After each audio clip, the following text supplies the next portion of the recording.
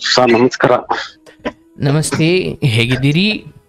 ಚೆನ್ನಾಗಿದೆ, ನೀವ್ ಹೆಂಗಿದ್ದೀರಾ? ಚೆನ್ನಾಗಿದ್ದೀನಿ ಸರ್. ಬೆಂಗಳೂರಿಂದ ಫೋನ್ ಮಾಡ್ತಿರೋದಾ? ಹೌದು ಸರ್. ಏನ್ ಮಾಡ್ಕೊಂಡಿರೋದು? ನಾನು ಇದು ಡ್ರೈವಿಂಗ್ ಟ್ರೈನಿಂಗ್ ಕಲಿಸ್ತಾರೆ ಗೊತ್ತಾ? ಗೌರ್ಮೆಂಟಾ?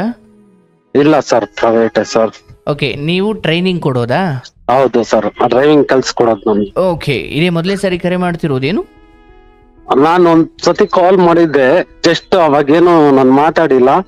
ಒಂದ್ 2 ಸೆಕೆಂಡ್ ಮಾತಾಡಿದೆ ನಿಮ್ಮ ಹತ್ರ. ಅಂದ್ರೆ ಕಾರ್ಯಕ್ರಮದಲ್ಲಿ ಮಾಡಿದ್ರು, ಕೌನ್ಸಿಲಿಂಗ್ ಬಂದಿದ್ರು? ಇಲ್ಲ, ಕಾರ್ಯಕ್ರಮದಲ್ಲೇ ಮಾಡಿದ್ದೆ, ಬಟ್ ನನ್ ಕಾಲ್ ಹಂಗೆ ಕಟ್ ಆಯ್ತು. ಆಯ್ತು, ಒಳ್ಳೇದಾಗ್ಲಿ. ಏನು ವೆಹಿಕಲ್ ನೀವು ಡ್ರೈವಿಂಗ್ ಕಲಿಸ್ಕೊಡೋದು? ಅಂದ್ರೆ ಕಾರ್ದು ಡ್ರೈವಿಂಗ್ ಕಲ್ಸ್ಕೊಡೋದು ಸರ್. ನಮಗೂ ಕಲಿಸ್ಕೊಡಿ ಸರ್. ಬನ್ನಿ ಸರ್, ನೀವು ದೇವ್ರ ಸರ್. ಆ ಖುಷಿಗೆ ಒಂಥರ ಮಾತೆ ಬರ್ತಲ್ಲ ನಮ್ಗೆ, ಗೊತ್ತಾ? ಅಯ್ಯೋ, ಒಳ್ಳೇದಾಗ್ಲಿ ಒಳ್ಳೇದಾಗ್ಲಿ. ನಾನು ಆಲ್ಮೋಸ್ಟ್ ನಿಮ್ದು ಪ್ರೋಗ್ರಾಮ್ ಬಂದ್ಬಿಟ್ಟು ಒಂದು 2 years ಆಯ್ತು ಸರ್. ಓಹೋ, 2 years ಇಂದ ಕೇಳ್ತಾ ಇರೋದು. ಇನ್ನೂ ಜಾಸ್ತಿ ಆಗಿರ್ಬೋದು, ನನ್ ಗೊತ್ತಿರೋ ಪ್ರಕಾರ ಒಂದು 2 years. ಸಂತೋಷ, ಒಳ್ಳೇದಾಗ್ಲಿ. ಈ ಕೆಲಸ ಎಷ್ಟು ವರ್ಷದಿಂದ ಮಾಡ್ತಿದ್ದೀರಿ? ನಾನೊಂದು 13 ವರ್ಷ ಆಯ್ತು ಸರ್. ಓಹೋ, 13 ವರ್ಷ. ನಾನು ಅದನ್ನೇ ಇದೆಲ್ಲ ಮಾತು ಖುಷಿಗೆ ಅದು ಮಾತು ಬರ್ತಲ್ಲ ಸರ್. ನಿಮ್ಮ ಹತ್ರ ಮಾತಾಡ್ತಾ ಇದ್ದೀನಲ್ಲ, ಆ ಖುಷಿಗೆ ಅದನ್ನೇ ಹೇಳ್ಕೋಬೇಕು. ನಂದು ಒಂದ್ ಸ್ವಲ್ಪ ಪರ್ಸನಲ್ ವಿಷಯ ಇದೆ, ಹಂಗೆ ಇದನ್ನೆಲ್ಲ ಹೇಳ್ಕೊಂಡು ನಿಮ್ಮ ಹತ್ರ ಬರ್ಬೇಕು ಅನ್ಕೊಂಡು. ಸಂತೋಷ, ಖಂಡಿತ. ಸೊ ನೋಡಿ, ನೀವು ಎಷ್ಟು ಜನಕ್ಕೆ ವಾಹನ ಅಂದ್ರೆ ವೆಹಿಕಲ್ ನಡೆಸೋದನ್ನ ಕಲಿಸ್ಕೊಟ್ಟಿದ್ದೀರಿ.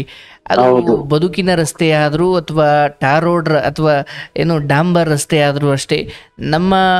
ಅಥವಾ ನಾವು ಕೂತಿರೋ ಕಾರ್ ಇದೆಯಲ್ಲ, ಬಹುಶಃ ಒಂದು ರೋಡು ಅಂದಾಗ ಆ ಕಡೆಯಿಂದ ಅಷ್ಟು ಜನ, ಈ ಕಡೆಯಿಂದ ಅಷ್ಟು ಜನ, ಬಟ್ ಯಾವ ಕಾರ್ಗೂ ಟಚ್ ಆಗದಂಗೆ ನಮ್ಮ ಗುರಿಯನ್ನು ತಲುಪೋದು ಬಹಳ ಕಷ್ಟವೂ ಹೌದು, ಬಟ್ ಅನಿವಾರ್ಯ. ಹೌದು ಸರ್. ನಿಮ್ಮ ಕೆಲಸದಲ್ಲಿ ಅದ್ಭುತವಾದ ತತ್ವ ಇದೆ. ಈಗ ನಿಮ್ಮ ಹತ್ರ ಕಲಿಯೋದಿಕ್ಕೆ ಬರ್ತಾರಲ್ಲ, ಅದರ ಅರ್ಥ ಏನಂದ್ರೆ, ನೀವು ಆ ನಡೆಸೋದನ್ನ, ವೆಹಿಕಲ್ ಅನ್ನು ನಡೆಸೋದನ್ನ, ಅಥವಾ ಎಲ್ಲ 100 ಗಾಡಿಗಳ ನಡುವೆಯೂ ಯಾವ ಗಾಡಿಗೂ ಟಚ್ ಆಗದ ಹಾಗೆ, ಇನ್ನೊಬ್ಬರಿಗೂ ಸ್ಕ್ರ್ಯಾಚ್ ಆಗದ ಹಾಗೆ, ನಮ್ಮ ಗಾಡಿಗೂ ಅಥವಾ ನಮ್ಮ ಬಾಡಿಗೂ ಸ್ಕ್ರ್ಯಾಚ್ ಆಗದ ಹಾಗೆ ನಮ್ಮ ಗುರಿಯನ್ನು ಮುಟ್ಟೋದಿದೆಯಲ್ಲ. ಮನೆಯಿಂದ ಹೊರಟಾಗ ಒಬ್ಬರೇ ಇರ್ತೀವಿ, ಬಟ್ ದಾರಿಯಲ್ಲಿ ತುಂಬಾ ಜನ ಸೇರ್ಕೊಂಡ್ಬಿಡ್ತಾರೆ. ಹೌದು, 100% ಸರ್. ಅಂದ್ರೆ ಆ ರಸ್ತೆಯಲ್ಲಿ ತುಂಬಾ ಟ್ರಾಫಿಕ್ ಆಗಬಹುದು, ಬಟ್ ಅದೆಲ್ಲವನ್ನು ದಾಟಿ ನಾವು ಅಂತಿಮವಾಗಿ ಹೋಗಬೇಕಾದ ಗುರಿಯನ್ನು ತಲುಪೋದಕ್ಕೆ ಒಂದು ಅತ್ಯುತ್ತಮವಾದ ವಾಹನ ತರಬೇತಿ ಇರಬೇಕು, ಅಥವಾ ಅದು ಕೌಶಲ್ಯ ಇರಬೇಕು. ಅದನ್ನ ಕಲಿಸುವ ಗುರು ನೀವಾಗಿದ್ದೀರಿ. ನಾವೊಂದು ರೀತಿ ಗುರು ಆದ್ರೂ ನೀವೊಂದು ರೀತಿ ಗುರು. ನಾವು ಗುರು ಆದ್ರೂ ನಿಮ್ ನಮ್ಗಿಂತ ಗುರು ಸರ್. ಅಯ್ಯೋ, ನಮ್ಗಿಂತ ಗುರು. ನೀವ್ ಹೆಂಗೆ ಅಂದ್ರೆ ಹೇಳ್ತಾರೆ ಗೊತ್ತಾ, ಎಲ್ಲಾ ತಿಳ್ಕೊಂಡಿರೋರು ಒಬ್ರು ಇರ್ತಾರೆ ಅಂದ, ಅದ್ರಲ್ಲಿ ನೀವೊಬ್ಬ ಒಂದು ಗುರುಗಳು. ನನಗೇನು ನಾವೆಷ್ಟೇ ತಿಳ್ಕೊಂಡಿದ್ರು ಒಬ್ರಿಗೆ ನಾವ್ ತಿಳಿಸ್ಕೊಟ್ರು ನಮ್ಮನ್ನ ಇವತ್ತು ಕೇರ್ ಮಾಡಲ್ಲ. ಬಟ್ ನಮ್ ಮುಂದೆನೆ ಬಂದ್ರು, ಅವ್ರು ಓಡಿಸ್ಕೊಂಡ್ ಬಂದ್ರು ನಮ್ಮನ್ನ ಕೇರ್ ಮಾಡಲ್ಲ, ನಮ್ಮನ್ನೇ ಓವರ್ಟೇಕ್ ಮಾಡ್ತಾರೆ. ನಮ್ಗೆ ಆಪೋಸಿಟ್ ಗೊತ್ತಾತರ ಬರ್ತಾರೆ. ಬಟ್ ನೀವ್ ಮಾತಾಡೋದು ಸರ್, ನಾವು ಹೇಳಕ್ಕೂ ಆಗ್ತಲ್ಲ, ಆ ತರ ಪರಿಸ್ಥಿತಿ ನಮ್ದು. ಸಂತೋಷ, ಒಳ್ಳೇದಾಗ್ಲಿ. ನಿಮಗೆ ಹೇಳಿ, ಏನಾದ್ರು ಹೇಳ್ಕೊಡೋದಿದ್ಯಾ? ಇದೆ ಸರ್, ನಮ್ಗೆ ಸಿಕ್ಕಿರೋದೇ ಲೈನ್. ನಾನ್ ಕಾಯ್ಕೊಂಡು ಹೆಂಗಿದ್ದೆ ಅಂದ್ರೆ ನಾನ್ ಮಾಡ್ಬೋದು ಇತ್ತು. ಇಷ್ಟು ವರ್ಷದಿಂದ ನಿಮ್ ಪ್ರೋಗ್ರಾಮ್ ನೋಡ್ತಾ ಇದೀನಿ, ಬಟ್ ಆದ್ರೂ ನಾನು ಇಷ್ಟ ದಿವಸ ನಿಮ್ ಹತ್ರ ಮಾತಾಡ್ಬೇಕು ಅಂದ್ರೆ ನಾನ್ ನಿಮ್ಗೆ ನಿಮ್ಮೂರ ಹತ್ರ. ಓ ಹೌದಾ? ಹೌದು, ಅದೊಂದು ಖುಷಿ ವಿಷಯ. ನಮ್ಮೂರಲ್ಲೂ ಈ ತರ ಹಿಂಗೆ ನಮ್ಮೂರು ಈ ತರ ನನ್ಗೆ ಈ ತರ ಇದಾರಲ್ಲ ಒಬ್ರು ಅನ್ನೋದು ದೊಡ್ಡ ಖುಷಿ. ಓ, ಅಂದ್ರೆ ನಮ್ಮ ಅಜ್ಜನ ಹಳ್ಳಿ ಕಡೆಯವರು ಅಂತ. ಓಕೆ, ಆ ಕಡೆನೆ ಅಕ್ಕಪಕ್ಕ. ಓಕೆ, ನಮ್ಮ ಊರು ತುರುವೇಕೆರೆ, ನಿಮ್ಗೆ ಗೊತ್ತಿರ್ಬೇಕು. ಅಯ್ಯೋ ಸರ್, ನಾವು ಅಲ್ಲಿಗೆ ಎಕ್ಸಾಮ್ ಬರೆಯಕ್ ಹೋಗ್ತಿದ್ದೋ, ಆಟ ಆಡ್ಲಿಕ್ಕೆ ಹೋಗ್ತಿದ್ದೋ. ನಾವು ಊರೆಲ್ಲ ಹೇಳ್ಕೊತೀವಿ, ನಮ್ಗೆ ಅದೇ ಭಯ ಏನಿಲ್ಲ. ಯಾಕಂದ್ರೆ ನಾವ್ ಇವತ್ತು ನಾವು ನಮ್ ದುಡಿಮೆ ಮೇಲೆ ಇದೀವಿ. ಆಯ್ತು ಸರ್, ಒಳ್ಳೇದಾಗ್ಲಿ. ವಿಷಯ ಹೇಳಿ, ಏನಾಯ್ತು? ಸರ್, ನಾನು ನನಗೆ ಅಪ್ಪ ಅಮ್ಮ, ನಾನು ಬಂದ್ಬಿಟ್ಟು ನನಗೆ 2 ಅಕ್ಕಂದಿರು. ಓಕೆ. ಅಂದ್ರೆ ನಮ್ಮ ಅಪ್ಪ ಅಮ್ಮ ಅವಾಗಿಂದ ಕಷ್ಟದಲ್ಲೇ ನಮ್ಮನ್ನ ಬೆಳ್ಸಿರೋದು. ಓದಕ್ಕೆ ಬಂದ್ಬಿಟ್ಟು ನಮ್ಗೆ ಆಫರ್ ಇತ್ತು, ನನ್ಗಿಂತ ನಮ್ಮ ಅಕ್ಕರಿಗೆ ಸ್ವಲ್ಪ ಜಾಸ್ತಿ ಇತ್ತು. ಹೆಣ್ಮಕ್ಳು ಒಂದು ಕಾರಣಕ್ಕೋಸ್ಕರ ಅವ್ರಿಗೆ ಜಾಸ್ತಿ ಇತ್ತು. ಬಟ್ ಅವರೆಲ್ಲ ಓದ್ರು ಅಂದ್ರೆ ಬಟ್ ಅವ್ರ ಲೈಫ್ ಅವ್ರನ್ನ ಸಫರ್ ಮಾಡ್ಕೊಂಡ್ರು. ಅಂದ್ರೆ ನಿಮ್ ತಂದೆ ತಾಯಿಗೆ ನಿಮ್ಮ ಅಕ್ಕ ತಂಗಿಯರನ್ನ ಓದಿಸ್ಬೇಕು ಅಂತ ಅಂದ್ರೆ ನಮ್ಮಪ್ಪ ಕೆಲ್ಸ ಅಂದ್ರೆ ಅವಾಗ ನಿಮ್ಗೆ ಸೀರೆ ಕೆಲ್ಸ, ಮಗ್ಗದ ಕೆಲ್ಸ ಅನ್ನೋದು ನಿಮಗೆ ಗೊತ್ತಿರುತ್ತೆ. ಗೊತ್ತು ಕೈಮಗ್ಗ. ಆ ಕೈಮಗ್ಗ. ನಮ್ಮಪ್ಪ ಅಂದ್ರೆ ಒಂದು ಏಜ್ ವರ್ಗು ಅವರು ನಮ್ಮನ್ನ ಇದ್ ಮಾಡಿದ್ರು. ನಮ್ಮಪ್ಪಗೆ ಒಂದ್ ಸ್ವಲ್ಪ ವೈಬ್ರೇಷನ್ ವೈಬ್ರೇಷನ್ ಅಂದ್ರೆ ಬಾಡಿ ಎಲ್ಲ ಒಂದ್ ಸ್ವಲ್ಪ ನಡುಕ ಜಾಸ್ತಿ, ನಡುಕ. ಅದು ನನ್ಗೂ ಅದೇ ಇವಾಗ್ಲೂ ಕಂಟಿನ್ಯೂ. ಓಕೆ, ಅಂದ್ರೆ ಮಾತಲ್ಲೂ ನಡುಕ ಆಗುತ್ತಾ, ದೇಹ ಮಾತ್ರನಾ? ದೇಹ ಮಾತ್ರ. ಹೇಳಿ. ಅಂದ್ರೆ ನಮ್ದು ಫ್ಯಾಮಿಲಿಲಿ ಒಂದು ದೊಡ್ಡ ಕುಟುಂಬ. ಅದ್ರಲ್ಲಿ ಅವರು ಬಂದಿ ಲಾಸ್ಟ್ ಅವರು. ನಿಮ್ ತಂದೆ ಲಾಸ್ಟ್ನವರು? ಅಂದ್ರೆ ಲಾಸ್ಟ್ ಅಂದ್ರೆ ಇನ್ನು ಲಾಸ್ಟ್ 12 ಜನ ಮಕ್ಕಳು ಅವ್ರಿಗೆ, ಅವ್ರ ಫ್ಯಾಮಿಲಿ. ನಮ್ದು ದೊಡ್ಡ, ನಮ್ದು ಒಟ್ಟು 12 ಜನ. 12 ಜನ.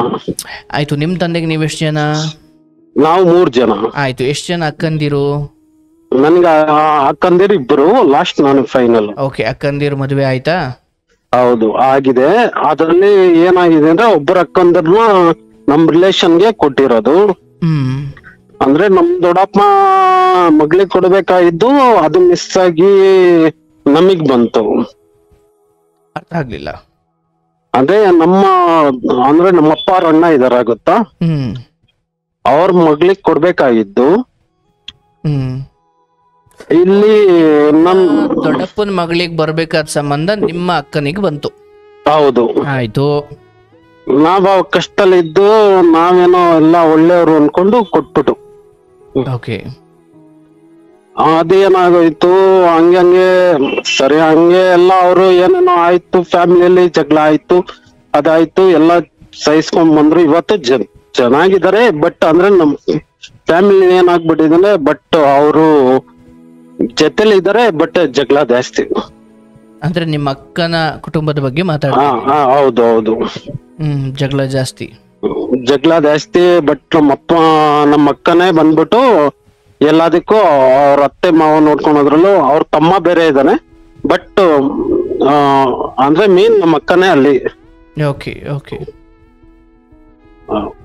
ಅವ್ರದ್ದು ನಾನ್ ಮಾತಾಡ್ಬಾರ್ದು, ನನ್ ಬಗ್ಗೆ ಮಾತಾಡ್ಬೇಕು ಅನ್ಕೊಂಡೆ. ಅದ್ ನಿಮ್ಗೆ ಹಳೇದ್ರಿಂದ ಹೇಳ್ಕೊಂಡ್ ಬಂದ್ರೆ ನಿಮಗೆ ಕ್ಲಿಯರೆನ್ಸ್ ಗೊತ್ತಾಗುತ್ತೆ ಅನ್ಕೊಂಡು ನೀವು ನಿಮ್ಮ ವಿಚಾರದಲ್ಲಿ ಏನ್ ಹೇಳಬೇಕು ಅಂದ್ಕೊಂಡಿದ್ದೀರಿ, ಅದಕ್ಕೂ ಅಕ್ಕನ ಕುಟುಂಬಕ್ಕೆ ಸಂಬಂಧ ಇದೆಯಾ? ಇಲ್ಲ. ಬಟ್ ಅಂದ್ರೆ ಹೇಳಿ, ನಿಮ್ಮದು ವಿಚಾರ ಹೇಳಿ. ನಂದು ವಿಚಾರ ಅಂದ್ರೆ ನಾನು ಅದೇ ಈ ತರ ನಾನು ಒಂದು ಲವ್ ಮ್ಯಾರೇಜ್ ಅಲ್ಲಿ ನನ್ ಮ್ಯಾರೇಜ್ ಆದೆ. ಒಂದ್ ನಿಮಿಷ, ಇಲ್ಲಿ ಅಕ್ಕಂದಿರಿಬ್ಬರದು ಮದುವೆ ಆಯ್ತು. ಸೊ ನೀವು ಅಂದ್ರೆ ನಾನ್ ಲವ್ ಮಾಡ್ಬೇಕಾದ್ರೆ ಇನ್ನೊಂದ್ ಅಕ್ಕ ಇದ್ರು ಗೊತ್ತಾ. ಓಕೆ. ಆ ಅಕ್ಕ ಬಂದು ಏನ್ ಮಾಡಿದ್ರು, ನನ್ ಲವ್ ಮಾಡೋದು ಮನೆಯವ್ರಿಗೆಲ್ಲ ಗೊತ್ತಿತ್ತು. ನೀವು ಅಂದ್ರೆ ನಮ್ಮಪ್ಪಂಗ್ ಮಾತ್ರ ಗೊತ್ತಿರ್ಲಿಲ್ಲ. ಓದೋ ವಯಸ್ಸಲ್ಲ, ಏನ್ ಓದಿರೋದು ನೀವು? ನಾನ್ ಮೊನ್ನೆ 5ನೇ ಕ್ಲಾಸ್ ಸರ್. ಓಹೋ, ಓದೋ ವಯಸ್ಸಲ್ಲಿ ಲವ್ ಅಥವಾ ನೀವು? ಇಲ್ಲ ಅವಾಗಲ್ಲ. ಅಂದ್ರೆ ಓದೋಷ್ಟು ನನ್ಗ ಅಷ್ಟು ಇದ್ದಿದ್ರು ನಮ್ಮ ಮನೆಯವ್ರು ಕಳ್ಸಿದ್ರು ನಾನು, ಯಾಕೆಂದ್ರೆ ನಮ್ಮ ಅಪ್ಪಂಗ್ ಹುಷಾರಿಲ್ಲ. ನಿಮ್ಗೆ ಅವಾಗ್ಲೇ ಸ್ಟಾರ್ಟಿಂಗ್ ಅಲ್ಲೇ ಹೇಳಿದೆ. ಅಂದ್ರೆ ನಿಮಗೆ ವಿದ್ಯೆ ಹತ್ಲಿಲ್ಲ ಅಂತಲ್ಲ, ನಮ್ ಡ್ಯಾಡಿಗೆ ಹುಷಾರಿರ್ಲಿಲ್ಲ, ನಮ್ಮ ಅಪ್ಪಗೆ ಕೈಕಾಲ್ ನಡ್ಕ ಇದ್ದಿದ್ರಿಂದ. ಅದ್ ನನ್ ಜವಾಬ್ದಾರಿ ಮೇಲೆ, ಲಾಸ್ಟ್ ನಾನೇ ಮಗ ಅಲ್ವಾ, ಅದ್ರ ಮೇಲೆ ನಾನ್ ಡಿಪೆಂಡ್ ಆಗಿದ್ದು. ಅಂದ್ರೆ ನಮ್ಮ ಅಕ್ಕ ಇಬ್ಬರನ್ನ ಸೆಟ್ಲ್ ಮಾಡ್ಬೇಕು. ಸೊ ಮದುವೆ ಆಯ್ತು. ನೀವು ಯಾವ ವಯಸ್ಸಲ್ಲಿ ಪ್ರೀತಿ ಶುರುವಾಗಿದ್ ನಿಮ್ಗೆ? ಅಂದ್ರೆ ನಾನು ಒಂದು 19 ವರ್ಷ ಸರ್. ಆಗ ಇನ್ನೊಬ್ಬರ ಅಕ್ಕ ಮನೆಯಲ್ಲಿ ಮದುವೆ ಆಗದೆ ಇದ್ರು? ಹೌದು. ಸೊ ನಿಮ್ ಪ್ರೀತಿ ವಿಚಾರ ಅಪ್ಪನಿಗೆ ಬಿಟ್ಟು ಬೇರೆ ಎಲ್ಲ ಗೊತ್ತಿತ್ತು? ಹೌದು. ಆ ಹುಡುಗಿ ಯಾರು? ಅಂದ್ರೆ ಅವರು ಅದೇ ನಮ್ಮ ಅಂದ್ರೆ ರೋಡಲ್ಲೇ ಇದ್ದವರು. ನಮ್ಮ ರೋಡಲ್ಲೇ ಅಂದ್ರೆ ನಮ್ಮ ಮನೆ ಪಕ್ಕದಲ್ಲೇ ಆ ಸೈಡ್, ಅಂದ್ರೆ ನಿಮ್ ಊರಲ್ಲಿ ನಿಮ್ ಸುತ್ತಮುತ್ತನೇ ಇದ್ದವ್ರು? ಹೌದು, ಆ ಸೈಡ್ ಇದ್ದಿದ್ದು. ಬಟ್ ಅಂದ್ರೆ ನಮ್ದು ಏನು ಅಂದ್ರೆ ಮನೆಗೆ ಫುಲ್ ಕ್ಲಿಯರ್ ಆಗಿ ಮಾತಾಡ್ಬಿಟ್ಟು ಮದ್ವೆ ಮಾಡ್ಕೊಳೋಣ ಅಂತಲೇ ಇದ್ದಿದ್ದು. ಓಕೆ. ಅದ್ರಲ್ಲಿ ಸೆಂಟ್ರಲ್ ಏನಾಯ್ತು, ನಾವು ಒಂದು 5 ವರ್ಷ ಲವ್ ಮಾಡಿದ್ದು. ಅಂದ್ರೆ 19ರಿಂದ 24ವರೆಗೂ ಲವ್ ಮಾಡಿದ್ರಿ? ಹೌದು, 24ವರೆಗೂ 23ವರೆಗೂ ಸರ್. 23ವರೆಗೂ ಒಂದು ಲವ್ ಮಾಡಿ ಮದ್ವೆ ಆಗ್ಬೇಕು, ಮನೆ ಒಪ್ಸೇ ಮದ್ವೆ ಮಾಡ್ಬೇಕು ಅನ್ಕೊಂಡು ನಾವು ಡಿಸೈಡ್ ಆಗಿದ್ದು. ಬಟ್ ಆ ಮಧ್ಯೆ ಉಳಿದೊಬ್ಬ ಅಕ್ಕನ ಮದ್ವೆ ಆಯ್ತಾ? ಅದ್ರಲ್ಲಿ ಸೆಂಟ್ರಲ್ಲಿ ನಮ್ಮ ಅಕ್ಕ ಓಡೋಗ್ಬಿಟ್ರು. ಹೌದಾ? ಹೌದು. ಅಂದ್ರೆ ನಿಮ್ದು ಹೇಗ್ ಒಂದು ಪ್ರೀತಿ ಇತ್ತು, ಅವ್ರದ್ದು ಒಂದು ಪ್ರೀತಿ ಇತ್ತ? ಅದು ನಮ್ಗೆ ಗೊತ್ತಿಲ್ಲ. ಅಂದ್ರೆ ನನ್ ಫ್ರೆಂಡ್ ಹೇಳ್ತಾ ಇದ್ರು, ನಾನು ನಮ್ಮ ಅಕ್ಕನ್ನ ಆತರ ಇಲ್ಲ ಅನ್ಕೊಂಡು ನಾನು ಡಿಸೈಡ್ ಆಗಿದ್ದೆ. ನಿಮ್ ಫ್ರೆಂಡ್ ಏನಂತ ಹೇಳ್ತಿದ್ರು? ಈ ತರ ಇಲ್ಲ, ಪಾರ್ಕ್ ಅಲ್ಲಿ ಕೂತ್ಕೊಂತ ಇದಾರೆ ಹಂಗೆ ಹಂಗೆ ಅಂತ. ನಿಮ್ಮ ಅಕ್ಕ ಹೋಗ್ತಿದ್ರಾ? ಇಲ್ಲ ಇಲ್ಲ, ಅಂದ್ರೆ ನಾನ್ ನಂಬಿಲ್ಲ. ನಮ್ ಫ್ರೆಂಡ್ಸ್ ಹೇಳ್ತಾ ಇದ್ರು, ಅವ್ರು ಸುಮ್ನೆ ಅಂದ್ರೆ ಇದು ಅವಾಗಲ್ವಾ ಒಂದ್ ಸ್ವಲ್ಪ ನಂಬ್ತಾ ಇರಲಿಲ್ಲ. ಒಂದ್ ನಿಮಿಷ ಪಾರ್ಕ್ ಅಲ್ಲಿ ಕೂತ್ಕೊಳ್ತಿದ್ರು ಅಂದ್ರೆ ಅದ್ರ ಅರ್ಥ ಒಂದು ಓದ್ಲಿಕ್ಕೆ ಹೋದಾಗ ಅಲ್ಲೆಲ್ಲ ಮೀಟ್ ಮಾಡ್ತಿದ್ರು ಅಂತಲ್ಲ? ಇಲ್ಲ, ಅವಾಗ ಅವ್ರು ಓದ್ತಲಿಲ್ಲ, ಮನೆ ಫುಲ್ ಬ್ಯಾಲೆನ್ಸ್ ನಮ್ಮ ಅಕ್ಕನೇ ತಗೊಂತಾ ಇದ್ವು ಚಿಕ್ಕೋಳ್ ಬಂದಿ. ಬಟ್ ಪಾರ್ಕ್ ಎಲ್ಲಿ ಇತ್ತು ಅಲ್ಲಿ? ಅಂದ್ರೆ ನಿಯರ್ ಬೈ, ಮನೆ ನಿಯರ್ ಬೈ. ಸೊ ನಿಮ್ ಕಣ್ ತಪ್ಸಿ ಆ ಕಡೆ ಹೌದು, ನಿಮ್ಮ ಫ್ರೆಂಡ್ಸ್ ಹೇಳಿದ್ದು? ಹೌದು. ನೀವು ನಂಬಲಿಲ್ಲ? ನನ್ ಫ್ರೆಂಡಿಗೂ ಜಗಳ ಮಾಡ್ತಾ ಇದ್ದೆ. ಆತರ ಎಲ್ಲ ನಮ್ಮ ಅಕ್ಕ ನಮ್ಮ ಮನೆ ಎಲ್ಲ ಅವಳೇ ನೋಡ್ಕೊಂತ ಇದ್ದಿದ್ದು ಅಂತ ಆತರ ನಾನು ಅವ್ರ ಹತ್ರ ಎಲ್ಲ ಹೇಳ್ತಾ ಇದ್ದೆ. ಬಟ್ ಏನು ಅವಾಗೆಲ್ಲ ನಾನು ಅವಾಗ ರೀಸೆಂಟ್ ಆಗಿ ಕೆಲ್ಸಕ್ಕೆಲ್ಲ ಸೇರ್ಕೊಂಡಿದ್ದೆ. ನಮ್ಮ ಅಕ್ಕ ಹಿಂಗ್ ಕಷ್ಟ ಬೀಳ್ತಾ ಇದ್ದಾಳೆ ಅನ್ಕೊಂಡಾಗ ನಾನು ಗಾರ್ಮೆಂಟ್ಸ್ ಸೇರ್ಕೊಂಡಿದ್ದೆ. ಅವಾಗ 2,000 ರೂಪಾಯಿ ಸ್ಯಾಲ್ರಿ ಕೊಡ್ತಾ ಇದ್ರು. ಅದೇ ದುಡ್ದು ನಮ್ಗೆ 2,000 ರೂಪಾಯಿ ಅಂದ್ರೆ ನಮ್ಗೆ ಅದೇ ದುಡ್ದು. ಹಂಗೆ ಆಗ್ತಾ ಆಗ್ತಾ ಸರಿ, ಆಮೇಲೆ ನಾನ್ ಲವ್ ಮಾಡಕ್ ಸ್ಟಾರ್ಟ್ ಆಯ್ತು. ಸರಿ, ನಮ್ಮ ಮನೆಯವ್ರಿಗೆಲ್ಲ ಹೇಳ್ದೆ, ನಾನ್ ಮೋಸ ಮಾಡ್ಕೊಂಡು ನಾನು ಓಡೋಗೋದ್ ನಮ್ಮ ಅಪ್ಪ ಅಮ್ಮ. ಯಾಕಂದ್ರೆ ಕಷ್ಟ ಬಿದ್ದಿದ್ರು. ಯಾಕೆಂದ್ರೆ ನಮ್ಮ ಅಪ್ಪ ಅಮ್ಮ ನಮ್ಮನ್ನ ಗೋಣಿಚನ ಬರುತ್ತೆ ಗೊತ್ತಾ, ಅದನ್ನ ಹೊಚ್ಸಿ ಮಲಗಿಸಿ ಅವರು ಇನ್ನು ಆ ಮನೆನೂ ನಾವು ಮನೆ ಕಟ್ತಾ ಇದ್ದು. ನಮ್ಮಪ್ಪ ಅವಾಗ ನಮ್ಮಪ್ಪ ಇವಾಗ್ಲೂ ಹೇಳ್ತಾರೆ, ಅವರೆಲ್ಲ ತುಂಬಾ ಈ ಮಣ್ಣು ಇಟ್ಕೆ ಬರುತ್ತೆ ಅಂತ ನಿಮ್ಗೆ ಗೊತ್ತಿರುತ್ತೆ. ಆ ಮಣ್ಣು ಇಟ್ಕೆಯಲ್ಲಿ ಕಟ್ತಾ ಇದ್ದು. ಕೆಂಪಿಟ್ಗೆ? ಕೆಂಪಿಟ್ಕೆ ಅಲ್ಲ, ಈ ಮಣ್ಣಲ್ಲಿ ಇನ್ನೊಂದು ಕೆರೆ ಇಟ್ಕೆ ಬರುತ್ತೆ ಗೊತ್ತಾ, ಆ ಇಟ್ಕೆಲ್ಲಿ ಕಟ್ತಾ ಇದ್ದಿದ್ದು. ಅವರು ನನ್ಗೆ ಹೇಳಿದಾರೆ, ಅದೆಲ್ಲ ನೆನ್ಸ್ಕೊಂಡು ನಾನು ಈ ತರ ಮಾಡ್ಬಾರ್ದು, ನಮ್ಮ ಅಪ್ಪ ಅಮ್ಮಂಗೂ ಯಾವತ್ತೂ ದ್ರೋಹ ಮಾಡ್ಬಾರ್ದು ಅನ್ಕೊಂಡೆ ಇವತ್ತು. Very good. ಬಟ್ ಇಲ್ಲಿ ನಿಮ್ಮ ಪ್ರೀತಿ ಬಗ್ಗೆ ನಿಮ್ಮ ಅಕ್ಕನಿಗೆ ಗೊತ್ತಿತ್ತು, ಬಟ್ ನಿಮ್ಮ ಅಕ್ಕನ ಪ್ರೀತಿ ಬಗ್ಗೆ ನಿಮಗೆ ಸುಳಿವೇ ಇರ್ಲಿಲ್ಲ? ಇರ್ಲಿಲ್ಲ. ಸೊ ನೀವು ಎರಡು ಕಡೆ ಒಪ್ಸಿ ಮದುವೆ ಆಗ್ಬೇಕು ಅನ್ನೋ ಅದು ಮದುವೆ ಆಗೋಕ್ಕಿಂತ ಮುಂಚೆ ಎಷ್ಟು ತಿಂಗಳು ಎಷ್ಟು ವರ್ಷದಲ್ಲಿ ನಿಮ್ಮ ಅಕ್ಕ ಹಿಂಗ ಮಾಡಿದ್ರು? ಹೆಂಗೆ ಅಂದ್ರೆ ನೆನ್ಸ್ಕೊಡಕ್ ಆಗಲ್ಲ ಸರ್. ನಮ್ಮ ಹೆಂಗೆ ಅಂದ್ರೆ ಆ ಏರಿಯಾದಲ್ಲಿ ಒಳ್ಳೆ ಹೆಸರಿತ್ತು, ಓಡೋಗ್ಬಿಟ್ರು. ನಾಳೆ ಅಲ್ಲಿ ಅಕ್ಕಪಕ್ಕದವ್ರ ಕೇಳಿದ್ರು, ನಮ್ಗೆ ಕೊಡಕ್ ಆನ್ಸರ್ ನಮ್ಮ ಹತ್ರ ಇಲ್ಲ. ನಾವೊಂದು ಪೊಲೀಸ್ ಸ್ಟೇಷನ್ ಹೆಜ್ಜೆನೂ ಕಾಲಿಕ್ಕಿಲ್ಲ. ಗೌರವಾನ್ವಿತವಾಗಿ ಬದುಕು. ಹೌದು, ಯಾಕಂದ್ರೆ ನಾವು ಊರ್ ಬಿಟ್ಟು ಬಂದಿರೋರು. ಇವಾಗ ಹೆಂಗೆ ಅದ್ ನೆನ್ಸ್ಕೊಳಕ್ಕೂ ಸಾಧ್ಯ ಇಲ್ಲ ಅವ್ರಿಗೆ. ನಾನೇನ್ ಮಾಡ್ದೆ, ಆ ಟೈಮಲ್ಲಿ ಒಳ್ಳೆ ದುಡಿತಾ ಇದ್ನಲ್ಲ ಅನ್ಕೊಂಡು, ಬೇಡಮ್ಮ ಇಲ್ಲಿ ಹೋಗ್ಬಿಟ್ರಿ, ಊರಿಗೆ ಹೋಗಿ ಸೆಟ್ಲ್ ಆಗ್ಬಿಟ್ರಿ ನೀವು ಅನ್ಕೊಂಡು ನಾನ್ ಡಿಸೈಡ್. ನಿಮ್ಮ ಮೂಲ ಊರು ಯಾವುದು? ನಾನು ಅದೇ ನಾನು ಹೇಳಿದ್ನಲ್ಲ, ನಿಮ್ಮೂರ ಅಕ್ಕಪಕ್ಕ. ಓಕೆ, ಬಟ್ ಇದೆಲ್ಲ ನಡೀತಾ ಇರೋದು ಎಲ್ಲಿ? ಇದು ಬೆಂಗಳೂರಿಂದ ನಾನು ಆಮೇಲೆ ಶಿಫ್ಟ್ ಮಾಡಿಸಿದ್ದು. ನಂದು ಇನ್ನೂ ಲವ್ ಆಗಿತ್ತು, ಅಂದ್ರೆ ಇನ್ನು ನಾನ್ ಮ್ಯಾರೇಜ್ ಮಾಡ್ಕೊಂಡೆ, ಮನೆಯವ್ರಿಗೆಲ್ಲ ಗೊತ್ತಿಲ್ಲ. ಅಲ್ಲ, ಈ ಲವ್ ಆಗಿದ್ದು ಇದೆಲ್ಲ ನೀವು ಬೆಂಗಳೂರು ಕಥೆನಾ ಇದು? ಹೌದು. ಓಕೆ, ಇಂಥದ್ದೇನೋ ಆದಾಗ ಅವ್ರನ್ನ ತುರುವೇಕೆರೆ ಹತ್ರ ಹೋಗ್ಬಿಡಿ, ಆ ಊರಲ್ಲೇ ಇದ್ಬಿಡಿ ನೀವು ಅಂತ? ಹೌದು. ಓಕೆ, ಇಲ್ಲಿ ನನ್ನ ಪ್ರಶ್ನೆ ಇರೋದು, ಸೊ ಏನ್ ನಿಮ್ಮ ಅಕ್ಕನ ವಿಚಾರ ಏನು? ಯಾರ ಅದು? ಅವನು ತಮಿಳ್ನಾಡವನು. ಓಕೆ, ಅವನ್ ಮದ್ವೆ ಮಾಡ್ಕೊಂಡ. ಪರಿಚಯ ಪರಿಚಯ ಹೇಗೆ? ಪರಿಚಯ ಅಂದ್ರೆ ಅದೇ ಏರಿಯಾದಲ್ಲಿ ಕೆಲಸ ಮಾಡಕ್ ಬಂದಿದ್ದು, ಅವಳಿಗೆ ಏನೋ ಪರಿಚಯ ಆಗಿದಾನೆ. ಏನು ಮಾಡಿಲ್ಲ ಸರ್, ಒಂದೇ ಒಂದು ಪರಿಚಯ ಆಗಿದಾನೆ. ಒಂದು 3 ತಿಂಗಳು ಓಡಾಡಿದ್ದಾರೆ, ಮದ್ವೆ ಆಗಿದ್ದಾರೆ. ನಾನು ಹೋಗಿ ಜಗಳ ಮಾಡ್ದೆ ಒಂದ್ಸತಿ. ಅಷ್ಟೊತ್ತಿಗೆ ಮಗು ಆಗಿತ್ತು. ನಾನ್ ಬಿಟ್ಟಿದ್ದೆ, ನನ್ ಮಕ್ಕ ಬೇಡ ಬಿಟ್ಬಿಡು ಅಂದ್ರೆ ನಮ್ಮ ಆ ಸೆಂಟ್ರಲ್ಲಿ. ಅಂದ್ರೆ ನೀವು ಹೋಗಿ ಪ್ರಶ್ನೆ ಮಾಡಿದ್ದು ಆ ಮಗುನೇ ಆಗಿತ್ತು ಅಂದ್ರೆ ನೀವು ಅಂದ್ರೆ ಅಲ್ಲಿ ಹೋಗಿ ಒಂದ್ ಸ್ವಲ್ಪ ಜಗಳ ಮಾಡ್ದೆ, ಅದೆಲ್ಲ ಮಾಡ್ದೆ. ಅಷ್ಟೊತ್ತಿಗೆ ಇವ್ರದ್ದು ಒಳಗಡೆ ಸೇರ್ಬಿಟ್ಟಿದ್ರು. ಸೇರಾದ್ಮೇಲೆ ನಾನು ಹೋಗಿ ಜಗಳ ಮಾಡ್ದೆ. ಸರಿ ಇನ್ನೇನ್ ಮಾಡಕ್ಕಾಗತ್ತೆ ಅನ್ಕೊಂಡು ಒಂದ್ ಕಡೆ ಮದ್ವೆ ಅಂದ್ರೆ ಅವ್ರ ಅಪ್ಪ ಅಮ್ಮನೂ ಬಂದಿಲ್ಲ, ಏನಿಲ್ಲ. ನಾವು ನಮ್ಮ ಅಪ್ಪ ಅಮ್ಮ, ಅವ್ರ ಅಪ್ಪ ಅಮ್ಮ ಬಂದು ಮದ್ವೆ ಮಾಡಿಸ್ತು. ಅದಾದ್ಮೇಲೆ ನೋಡಿದ್ರೆ ಒಂದ್ ಸ್ವಲ್ಪ ಜನ ಒಂದ್ 6 ತಿಂಗಳು ಚೆನ್ನಾಗಿದ್ರು. ಅದಾದ್ಮೇಲೆ ಮಗು ಆಯ್ತು. ಮಗು ಆಗಿ ಬರೀ 2 ತಿಂಗಳಿಗೆ ಸರ್ ಬ್ಯಾಕ್ ಸೈಡ್ ಅಲ್ಲಿ ಹೆಂಗ್ ಚರ್ಮ ಕಿತ್ಬಿಟ್ಟಿದಾನೆ ಅಂದ್ರೆ, ನಮ್ಮ ಅಕ್ಕ ನನ್ ಮಾತಾಡೋದ್ ಬಿಟ್ಬಿಟ್ಟಿದೆ. ಒಂದು ಮಗು ಆದ್ಮೇಲೆ ಒಂದ್ 6 ತಿಂಗಳಲ್ಲಿ ಬಿಟ್ಟಿದೆ. ಈ ತರ ಒಡೋಗ್ಬಿಟ್ಟಿದ್ದಾಳೆ ಹಂಗೆ ಅನ್ಕೊಂಡು. ಅದಾದ್ಮೇಲೆ ಚರ್ಮ ಕಿತ್ತಿದ್ದಾನೆ. ನನಗೆ ನಮ್ಮ ಅಕ್ಕ ಗೋಳೋ ಅನ್ಕೊಂಡು ಫೋನ್ ಮಾಡಿದಾಳೆ ನನ್ನ ನಂಬರ್ಗೆ. ನಾನು ಮಾತಾಡ್ದಾನೆ ಇಲ್ಲ, ನಮ್ಮ ಅಮ್ಮನ ಕೈಲಿಂದ ಫೋನ್ ಮಾಡಿಸ್ಬಿಟ್ಟು ಈ ತರ ಏನೋ ಮಗುಗೇನೋ ಎಫೆಕ್ಟ್ ಮಾಡ್ತಾನಂತೆ, ಹೋಗುಂತ. ನಾನು ಇಲ್ಲಿಂದ ಹುಡುಗರು ಕರ್ಕೊಂಡೋಯ್ದು ನನ್ನ ಫ್ರೆಂಡ್. ಈ ತರ ಏನೋ ಮಾಡಿದಾರೆ ಅಂತ ವೈಟ್ ಫೀಲ್ಡ್ಗೆ ಹೋದೆ. ಅಲ್ಲಿ ನೋಡಿದ್ರೆ ಫುಲ್ ಬ್ಯಾಕ್ ಅಲ್ಲಿ ಹೆಂಗೆ ಅಂದ್ರೆ ಈ ಹುಲಿ ಬಂದಿ ಚರ್ಮ ಕೀಳುತ್ತೆ ಗೊತ್ತಾ, ಬರೇ 6 ತಿಂಗಳು ಮಗುಗೆ ಚರ್ಮ ಕಿತ್ಬಿಟ್ಟವನು. ಆ ತರ ಬ್ಯಾಕ್ ಅಲ್ಲಿ ಪರಿಚಿರೋದು. ಹೌದು, ಅಂದ್ರೆ ಫುಲ್. ಹೌದು, ಮಗಿಗೋ ನಿಮ್ಮ ಅಕ್ಕನಿಗೋ? ನಮ್ಮ ಮಗುಗೆ, ನಮ್ಮ ಅಕ್ಕಾಗಲ್ಲ. ಓಕೆ. ಅಯ್ಯೋ, ಆ ತರ ಮಗು ಅದು? ಎಷ್ಟು ವರ್ಷದ? 6 ತಿಂಗಳು ಮಗುಗೆ. ಓಹೋ. ಅದು ಹೆಂಗೆ ಅಂದ್ರೆ ಮಾರ್ಕು ಇವತ್ತು ಹೋಗಿಲ್ಲ. ಏನ್ ಕಾರಣ ಏನು? ಅಂದ್ರೆ ಇದೆ ಸಂಸಾರ, ಅಂದ್ರೆ ಅವನ್ ಬೇರೆ ಕ್ಯಾಸ್ಟ್ ದುಡ್ಡು ಕೊಟ್ಟಿಲ್ಲ, ಅದು ಇದು ಸೆಕೆಂಡ್ರಿ. ಇವ್ರು ಲವ್ ಮ್ಯಾರೇಜ್ ಮಾಡ್ಕೊಂಡಿದಾರಲ್ಲ, ಅವಾಗ ಗೊತ್ತಾಗಿಲ್ಲ ಇವ್ರಿಗೆಲ್ಲ? ಗೊತ್ತಾಗಿಲ್ಲ.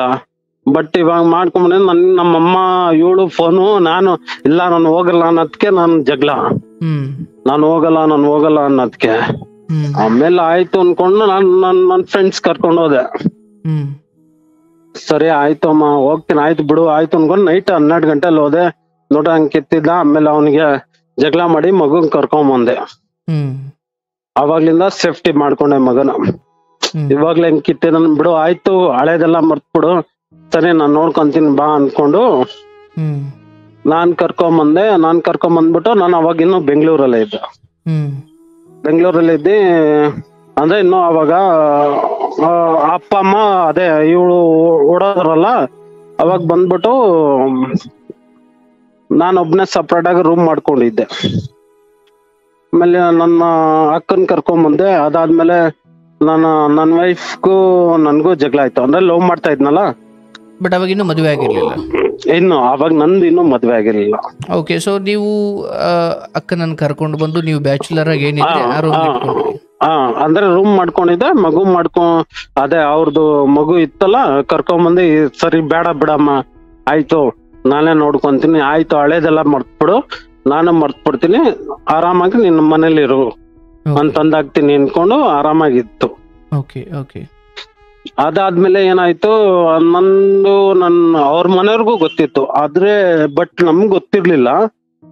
ನಮ್ಮಮ್ಮ ಅವ್ರಮ್ಮ ಫ್ರೆಂಡ್, ನಾನ್ ಲವ್ ಮಾಡಿ ಹುಡುಗಿ. ಅಂದ್ರೆ ಅವರು ಒಂದೇ ಜಾಗದಲ್ಲಿ ಕೆಲ್ಸ ಮಾಡಿರೋರು. ಅದಾದ್ಮೇಲೆ ಆಮೇಲೆ ಗೊತ್ತಾಯ್ತು. ಸರಿ ಅವ್ರ ಮನೇಲೂ ದೇವಸ್ಥಾನಕ್ ಹೋದ್ಮೇಲೆ ನನ್ ವೈಫ್ ನನ್ನ ಒಂದ್ಸತಿ ಕರ್ಸಿದ್ರು. ಅಂದ್ರೆ ಲವ್ ಮಾಡ್ಬೇಕಾದ್ರೆ ಹೇಳ್ತಾರದು, ವೈಫ್ ಅಂತ ಇವಾಗ ಹೇಳ್ತಾ ಇದೀನಿ. ಅಂದ್ರೆ ಅವ್ರು ಕರ್ಸಿದ್ರು. ಸರಿ ಓಕೆ, ಹುಡುಗ ಚೆನ್ನಾಗಿದ್ದಾನೆ, ನೋಡಕ್ಕೂ ಎಲ್ಲ ಚೆನ್ನಾಗಿದ್ದಾನೆ, ಹೆಂಗೆ ಅಂತ ಹೇಳಿ ಅವ್ರ ಮನೇಲೂ ಒಪ್ಕೊಂಡ್ರು. ಅದಾದ್ಮೇಲೆ ನಮ್ಮಮ್ಮ ಕೆಲ್ಸ ಮಾಡ್ತಾ ಇದ್ದು ಬಾತ್ರೂಮ್ ತೊಳೆಯೋದು. ಇರೋದು ಓಪನ್ ಆಗಿ ಹೇಳ್ತೀನಿ. ತಪ್ಪೇನಿದೆಯಪ್ಪ? ಹೇಳಪ್ಪ. ನಮ್ಮಮ್ಮನೇ ಕೆಲ್ಸ ಮಾಡ್ತಾ ಇತ್ತು, ಬೇರೆ ಏನಿಲ್ಲ. ಅದಕ್ಕೆ ಫಸ್ಟ್ ಒಪ್ಕೊಂಡಿದ್ದವರು ಅವ್ರ ರಿಲೇಷನ್ ಅಲ್ಲಿ ಒಂದ್ ಸ್ವಲ್ಪ ದುಡ್ಡು ಇರೋರು. Okay, ಇವರೆಲ್ಲ ನಿಮ್ ನನ್ ತಾಯಿ- ವೈಫ್ ಕಡೆ ಇರೋ. ಅಲ್ಲಪ್ಪ, ನಿಮ್ ತಾಯಿ ಏನ್ ಕೆಲಸ ಮಾಡ್ತಿದ್ರು, ಫೈನ್. ಪಾಪ ಅವ್ರು ಅಲ್ಲ ಸರ್, ನಿಮ್ಗೆ ಕ್ಲಿಯರಿಟಿ ನನ್ ಫುಲ್, ಇಲ್ಲಿ ಯಾಕಂದ್ರೆ ಆಮೇಲೆ ನಾಳೆ ದಿವಸ ಆಮೇಲೆ ಇವಾಗ ನೀವ್ ಹೇಳ್ಬೇಕಾದ್ರು ಅಷ್ಟೇನೆ. ನನ್ ಆಮೇಲೆ ಮುಚ್ಚಿಕ್ಬಾರ್ದು ನನಗೆ, ತುಂಬಾ ವರ್ಷದಿಂದ ಕೇಳಿದ್ವಿ. ಅದ್ರಿಂದ ಹೇಳ್ತಾರ.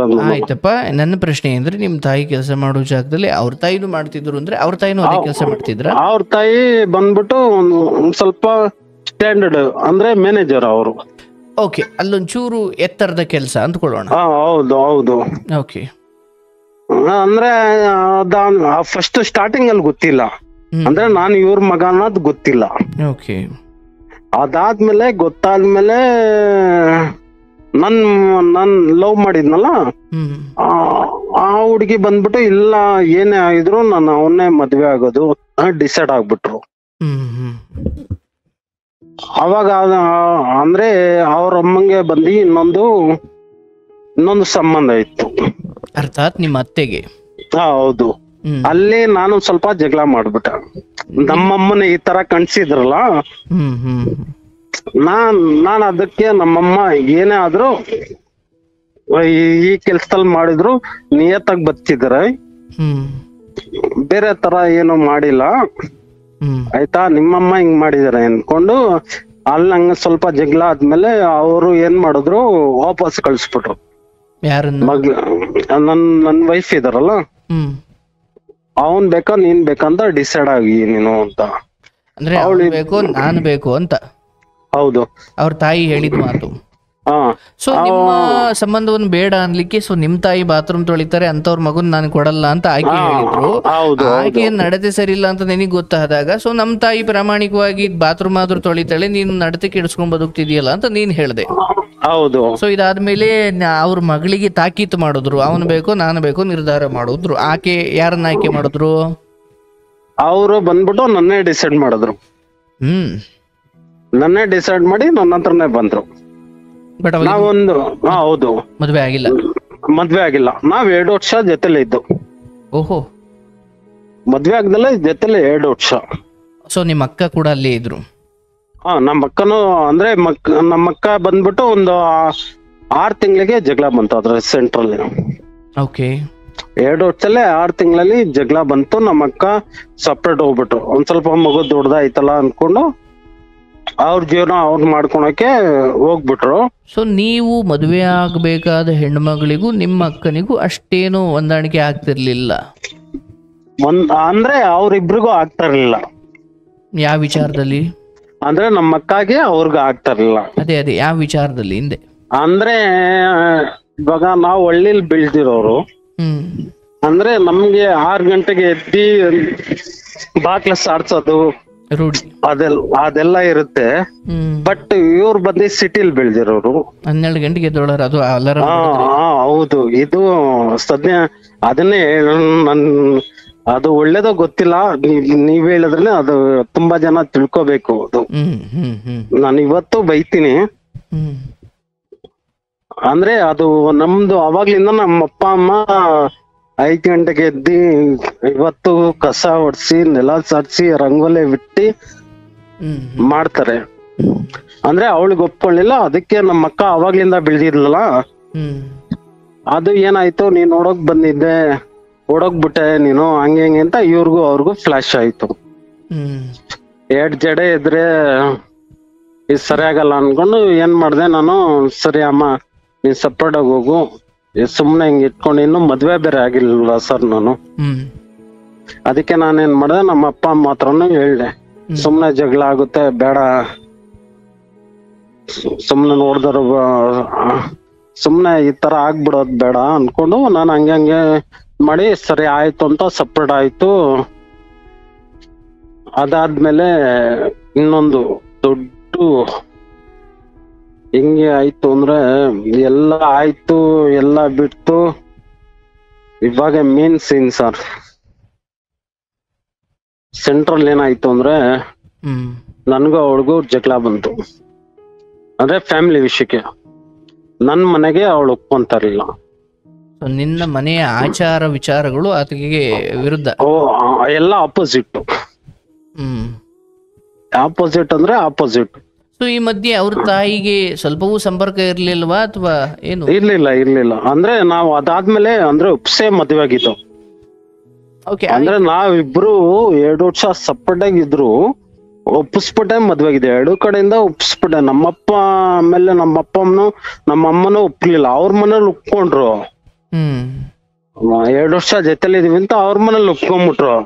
ಆಮೇಲೆ ನಮ್ಮ ಮನೇಲಿ ಒಪ್ಕೊಳ್ಳಿಲ್ಲ. ಯಾಕೆ? ಅಂದ್ರೆ ಇಲ್ಲಿ ನಮ್ಮ ಅಕ್ಕ ಜಗಳ ಆಯ್ತಲ್ಲ, ಬೆಳಿಗ್ಗೆ ಇಲ್ಲಿ ಸಂಸ್ಕಾರ ಇಲ್ಲ ಅನ್ನೋದು, ಅವ್ರು ಒಪ್ಕೊಳ್ಳಿಲ್ಲ. ಒಪ್ಪಿ ಮದ್ವೆ ಆಯ್ತು.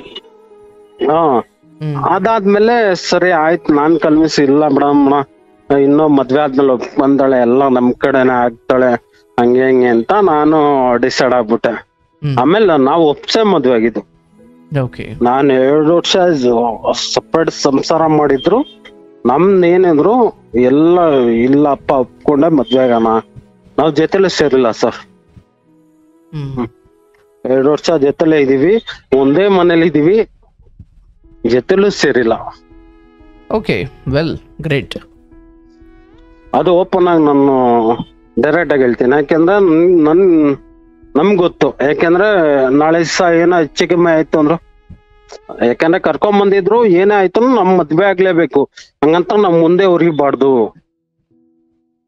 ಯಾಕೆಂದ್ರೆ ನಮ್ಮಪ್ಪ ಅಮ್ಮ ಕಷ್ಟ ಬಿಡೋದನ್ನ ನೋಡಿದೀನಿ. ಯಾಕೆಂದ್ರೆ ನಮ್ಮಕ್ಕ ಹಿಂಗ್ ಓಡೋಗಿರೋದು ನೋಡಿದೀನಿ, ಇನ್ನೊಂದಕ್ಕ ಕಷ್ಟ ಬಿದ್ದಿರೋದು ನೋಡಿದೀನಿ. ಅದೆಲ್ಲ ನೋಡ್ಬಿಟ್ಟಾದ್ಮೇಲೆ ಆಮೇಲೆ ಆಯ್ತು, ಮದ್ವೆ ಆಯ್ತು, ಎಲ್ಲ ಆಯ್ತು. ನನ್ಗೊಂದ್ ಮಗು ಆಯ್ತು ಸರ್. ಮಗು ಆದ್ಮೇಲೆ 6 ತಿಂಗಳಾದ್ಮೇಲೆ ನನ್ ತುಂಬಾ ಕಷ್ಟ ಸರ್. ಬಿಸ್ನೆಸ್ ಮಾಡ್ದೆ ಅವಾಗ. ಬಿಸ್ನೆಸ್ ಮಾಡಾದ್ಮೇಲೆ ಇನ್ನು ಹುಟ್ಟೇ ಇಲ್ಲ ಮಗು. ಅವಾಗ ಒಂದ್ ಬಿಸ್ನೆಸ್ ಮಾಡ್ದೆ, ಎಲ್ಲ ಚೆನ್ನಾಗಿತ್ತು. ಆಮೇಲೆ ಕೋವಿಡ್ ಬಂದಾಗ ಲಾಸ್ ಆಯ್ತು. ಒಂದು 15 ಲಕ್ಷ ಲಾಸ್ ಮಾಡ್ಕೊಂಡೆ. ಅಯ್ಯೋ, ಏನ್ ಬಿಸ್ನೆಸ್? ಅದೇ ನಂದು ಡ್ರೈವಿಂಗ್ ಸ್ಕೂಲ್. ನಾನು ಜಯನಗರಲ್ಲಿ ಡ್ರೈವಿಂಗ್ ಸ್ಕೂಲ್ ಮಾಡಿದೆ. ನಿಮ್ದೇ ಸ್ವಂತ? ಹೌದು. ಅಂದ್ರೆ ಸ್ವಂತ ಅಂದ್ರೆ ಪಾರ್ಟ್ನರ್ ಆಗಿ ಮಾಡಿದೆ. ನನ್ ಜೊತೆಲಿ ಒಂದು 10 ವರ್ಷದಿಂದ ಕೆಲಸ ಮಾಡ್ತಾ ಇದ್ದ. ಇಬ್ರು, ನಾನು ಅವನು ಇಬ್ರು ಕೆಲ್ಸ ಮಾಡ್ತಾ ಇದೀವಲ್ಲ, ಸರಿ ಓನರ್ ಆಗೋಣ, ನಮ್ಗೆ ಎಲ್ಲಾ ಕೆಲ್ಸ ಗೊತ್ತು ಅನ್ಕೊಂಡು ಸ್ಟಾರ್ಟ್ ಮಾಡಿದ್ವಿ ಸರ್. ಒಂದ್ 6 ತಿಂಗಳು ಚೆನ್ನಾಗಿತ್ತು. ಅದಾಗ್ತಾ ಆಗ್ತಾ ಏನಾಯ್ತು, ನಂದು ಅಂದ್ರೆ ನನ್ ಬಿಸ್ನೆಸ್ ಮಾಡಕ್ ಮುಂಚೆ ಈ ಹುಡ್ಗಿನ ಮುಂಚೆನೆ ಇತ್ತಲ್ಲ, ನನ್ ಮದ್ವೆ ಆಗಿರ್ಲಿಲ್ಲ. ನನ್ ಮದ್ವೆ ಕೆಲ್ಸಕ್ಕೆ ಇಲ್ಲಿ ಬಂದಿದೆ, ಮ್ಯಾರೇಜ್ ಆಗೋಕ್ ಮುಂಚೆನೆ. ಸರಿ, ನಮ್ ಹುಡ್ಗ ಅಲ್ವಾ, ನನ್ ಜೊತೆಲೆ ಅಷ್ಟು ವರ್ಷ ಕೆಲ್ಸ ಮಾಡೋನಲ್ಲ, ಬಿಟ್ಕೊಟ್ಬಿಟ್ಟು ಬಂದೆ. ಆ ಟೈಮಲ್ಲಿ ಕೋವಿಡ್ ಸ್ಟಾರ್ಟ್ ಆಯ್ತು. ನಾನು ಲೆಕ್ಕನೂ ಕೇಳ್ತಾ ಇರ್ಲಿಲ್ಲ, ಏನು ಇಲ್ಲ. ಅವನು ಇಲ್ಲ, ಇಲ್ಲಿ ತೋರ್ಸೋದು, ಅಲ್ಲಿ ಎಲ್ಲ ಬರವಣಿಗೆ ಇದೆ, ಬಟ್ ಏನಂದ್ರೆ ದುಡ್ಡಿಲ್ಲ. ಸರಿ ಆಯ್ತು, ಹೋಯ್ತು ಅನ್ಕೊಂಡು ಸುಮ್ನೆ ಅದೇ. ಹಂಗೆ ಹೋಗ್ತಾ 6 ತಿಂಗಳು ನನ್ ವೈಫ್ ಪ್ರೆಗ್ನೆಂಟ್ ಆದ್ಲು, ನನ್ ಮಗುನು ಆಯ್ತು. ಹೆಂಗೆ ಲಾಸ್ ಆದ ಅಂದ್ರೆ ಸರ್, ತಿನ್ನೋ ಊಟಕ್ಕೂ ಲಾಸ್ ಆಗ್ಬಿಟ್ಟು. ನಮ್ಮ ಮನೆಯವ್ರು ಹಿಂಗ್ ಆಗ್ಬಿಟ್ಟವ್ರ ಅಂದ್ರೆ ಎಲ್ಲ ನನ್ ಮೇಲೆ ಡಿಪೆಂಡ್. ಯಾಕೆಂದ್ರೆ ಒಬ್ಬನೇ ಮಗ ಅಂದ್ರೆ ಎಲ್ಲ ಡಿಪೆಂಡ್ ನನ್ ಮೇಲೆ. ಹೆಂಗೆ ಲಾಸ್ ಆಗ್ಬಿಟ್ಟ ಅಂದ್ರೆ 10 ರೂಪಾಯಿ ನಿಂಗೆ ಕೇಳೋ ತರ ಪರಿಸ್ಥಿತಿ ಬಂದ್ಬಿಡ್ತೆ ಸರ್. ಈ ಕಡೆ ಯಾರು ಇಲ್ಲ. ಲಾಕ್ಡೌನ್ ಬೇರೆ. ಹೌದು. ಹೆಂಗೆ ಅಂದ್ರೆ ನಂಬ್ತಿರ ಬಿಡ್ತೀರ ಸರ್, 1 ರೂಪಾಯಿಗೆ ಎಷ್ಟು ಯಾರು ಕೊಡೋದು ಇಲ್ಲ ಸರ್. ಓಪನ್ ಆಗಿಲ್ಲ. ಫ್ರೆಂಡ್ ಇನ್ನೊಂತಾರೆ ಗೊತ್ತಾ, ಇರ್ತಾರೆ, ಎಷ್ಟಿರ್ಬೇಕೋ ಅಷ್ಟಿರ್ತಾರ ಅಷ್ಟೇ. ಆ ಪರಿಸ್ಥಿತಿನೂ ಯೂಸ್ ಮಾಡ್ಕೊಂಡ್ಬಿಡ್ತಾರೆ ಪ್ರಿನ್ಸಿಪಲ್. ಆ ತರ ಜೀವನ ಮಾಡ್ಬಿಟ್ಟಿದೀನಿ ಸರ್. ಎಷ್ಟು ಕಷ್ಟ ಆಯ್ತು ಅಂದ್ರೆ ಊಟ ಇಲ್ಲ ಸರ್. ಈ ಲಾಕ್ ಟೈಮಲ್ಲಿ ಊಟ ಕೊಡೋರು. ಹೌದು ಹೌದು. ಹೆಂಗೆ ಅಂದ್ರೆ ಈ ಒಂದು NGO ತರ ಮಾಡ್ಕೊಂಡಿರೋರು. ನಿಜ ನಿಜ. ಆ ಸಮಯದಲ್ಲಿ ಕಷ್ಟ ಇತ್ತಲ್ಲ, ದುಡಿಮೆ ಇರ್ಲಿಲ್ಲ ಬಡವರಿಗೆ. ಹೌದು ಹೌದು ಹೌದು. ನಾನು ಅಂದ್ರೆ ನಾನ್ ಹಂಗಿದ್ದವನು ಎಲ್ಲಿ ನೋಡ್ಬಿಡ್ತಾರೆ ಅನ್ಕೊಂಡು ಕದ್ದಿರೋ ತರ ಇಸ್ಕೊಂಬಂದಿ ಮನೆ ಇಟ್ಕೊಂಡು ಆ ತರ ನೋವು ಸರ್. ಹಂಗಿಂದ ಬೆಳ್ದ್ಬಿಟ್ಟು ಸರಿ ಆಮೇಲೆ ಆಯ್ತು ಅನ್ಕೊಂಡು ನನ್ ಮಗ್ಳು ಇವತ್ತಿಗೂ ನನ್ ಜೊತೆಲಿಲ್ಲ ಸರ್. ದೊಡ್ಡ ಮಗ್ಳು. ಎಷ್ಟು ಜನ ಮಕ್ಕಳು? ನನಗಿಬ್ರು ಮಕ್ಕಳು, ಹೆಣ್ಮಕ್ಳು. ದೊಡ್ಡ ಮಗಳಿಗೆ ಇವಾಗ 8 ವರ್ಷ, ಇನ್ನೊಂದು ಮಗುಗೆ ಇವಾಗ ರೀಸೆಂಟ್ ಆಗಿ 6 ತಿಂಗಳು. ಅಂದ್ರೆ ಅವಾಗ ಅವಳು ಫುಲ್ ದುಡ್ಡು ಸರ್. ಆ ಲಾಕ್ ಡೌನ್ ಟೈಮ್ ಬಂತು ಗೊತ್ತಾ, ಎಂತ ಅನಿಷ್ಟ ಅಂದ್ರೆ ಎಷ್ಟು ಲೈಫಲ್ಲಿ ಜೀವನ ಎಷ್ಟೆಷ್ಟು ಯಾರಿಗೂ ಏನೋ ಮಾಡ್ಬಿಟ್ಟಿದೆ ಸರ್. ಹೌದು. ಮೇಲೆ ಕೆಳಗಡೆ ಬಂದ್ಬಿಟ್ಟವನೆ ಸರ್.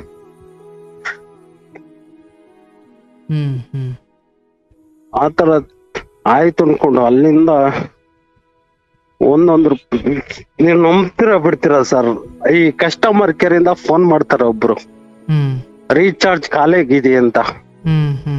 ಅವ್ರ ಮೇಡಮ್ ಒಂದ್ಸತಿ ರೀಚಾರ್ಜ್ ಮಾಡಿಸ್ಬಿಡಿ ಮೇಡಮ್, ದುಡ್ಡಿಲ್ಲ ಅನ್ನೋ ತರ ಕೇಳಿದೀನಿ ಸರ್. ದೇವರಣೆಗೆ ಸರ್. ಅಂದ್ರೆ ರೀಚಾರ್ಜ್ ಮಾಡಿಸಿ ಅಂತ ಹೇಳಲಿಕ್ಕೆ ಮಾಡಿರೋರ್ನೇ ದಯವಿಟ್ಟು ರೀಚಾರ್ಜ್ ಮಾಡಿಸಿ, ನನ್ನ ಪರಿಸ್ಥಿತಿ ಹಿಂಗಿದೆ ಅಂತ. ಹೌದು ಪಾಪ. ಏನಂತಿದ್ರು ಅವರು?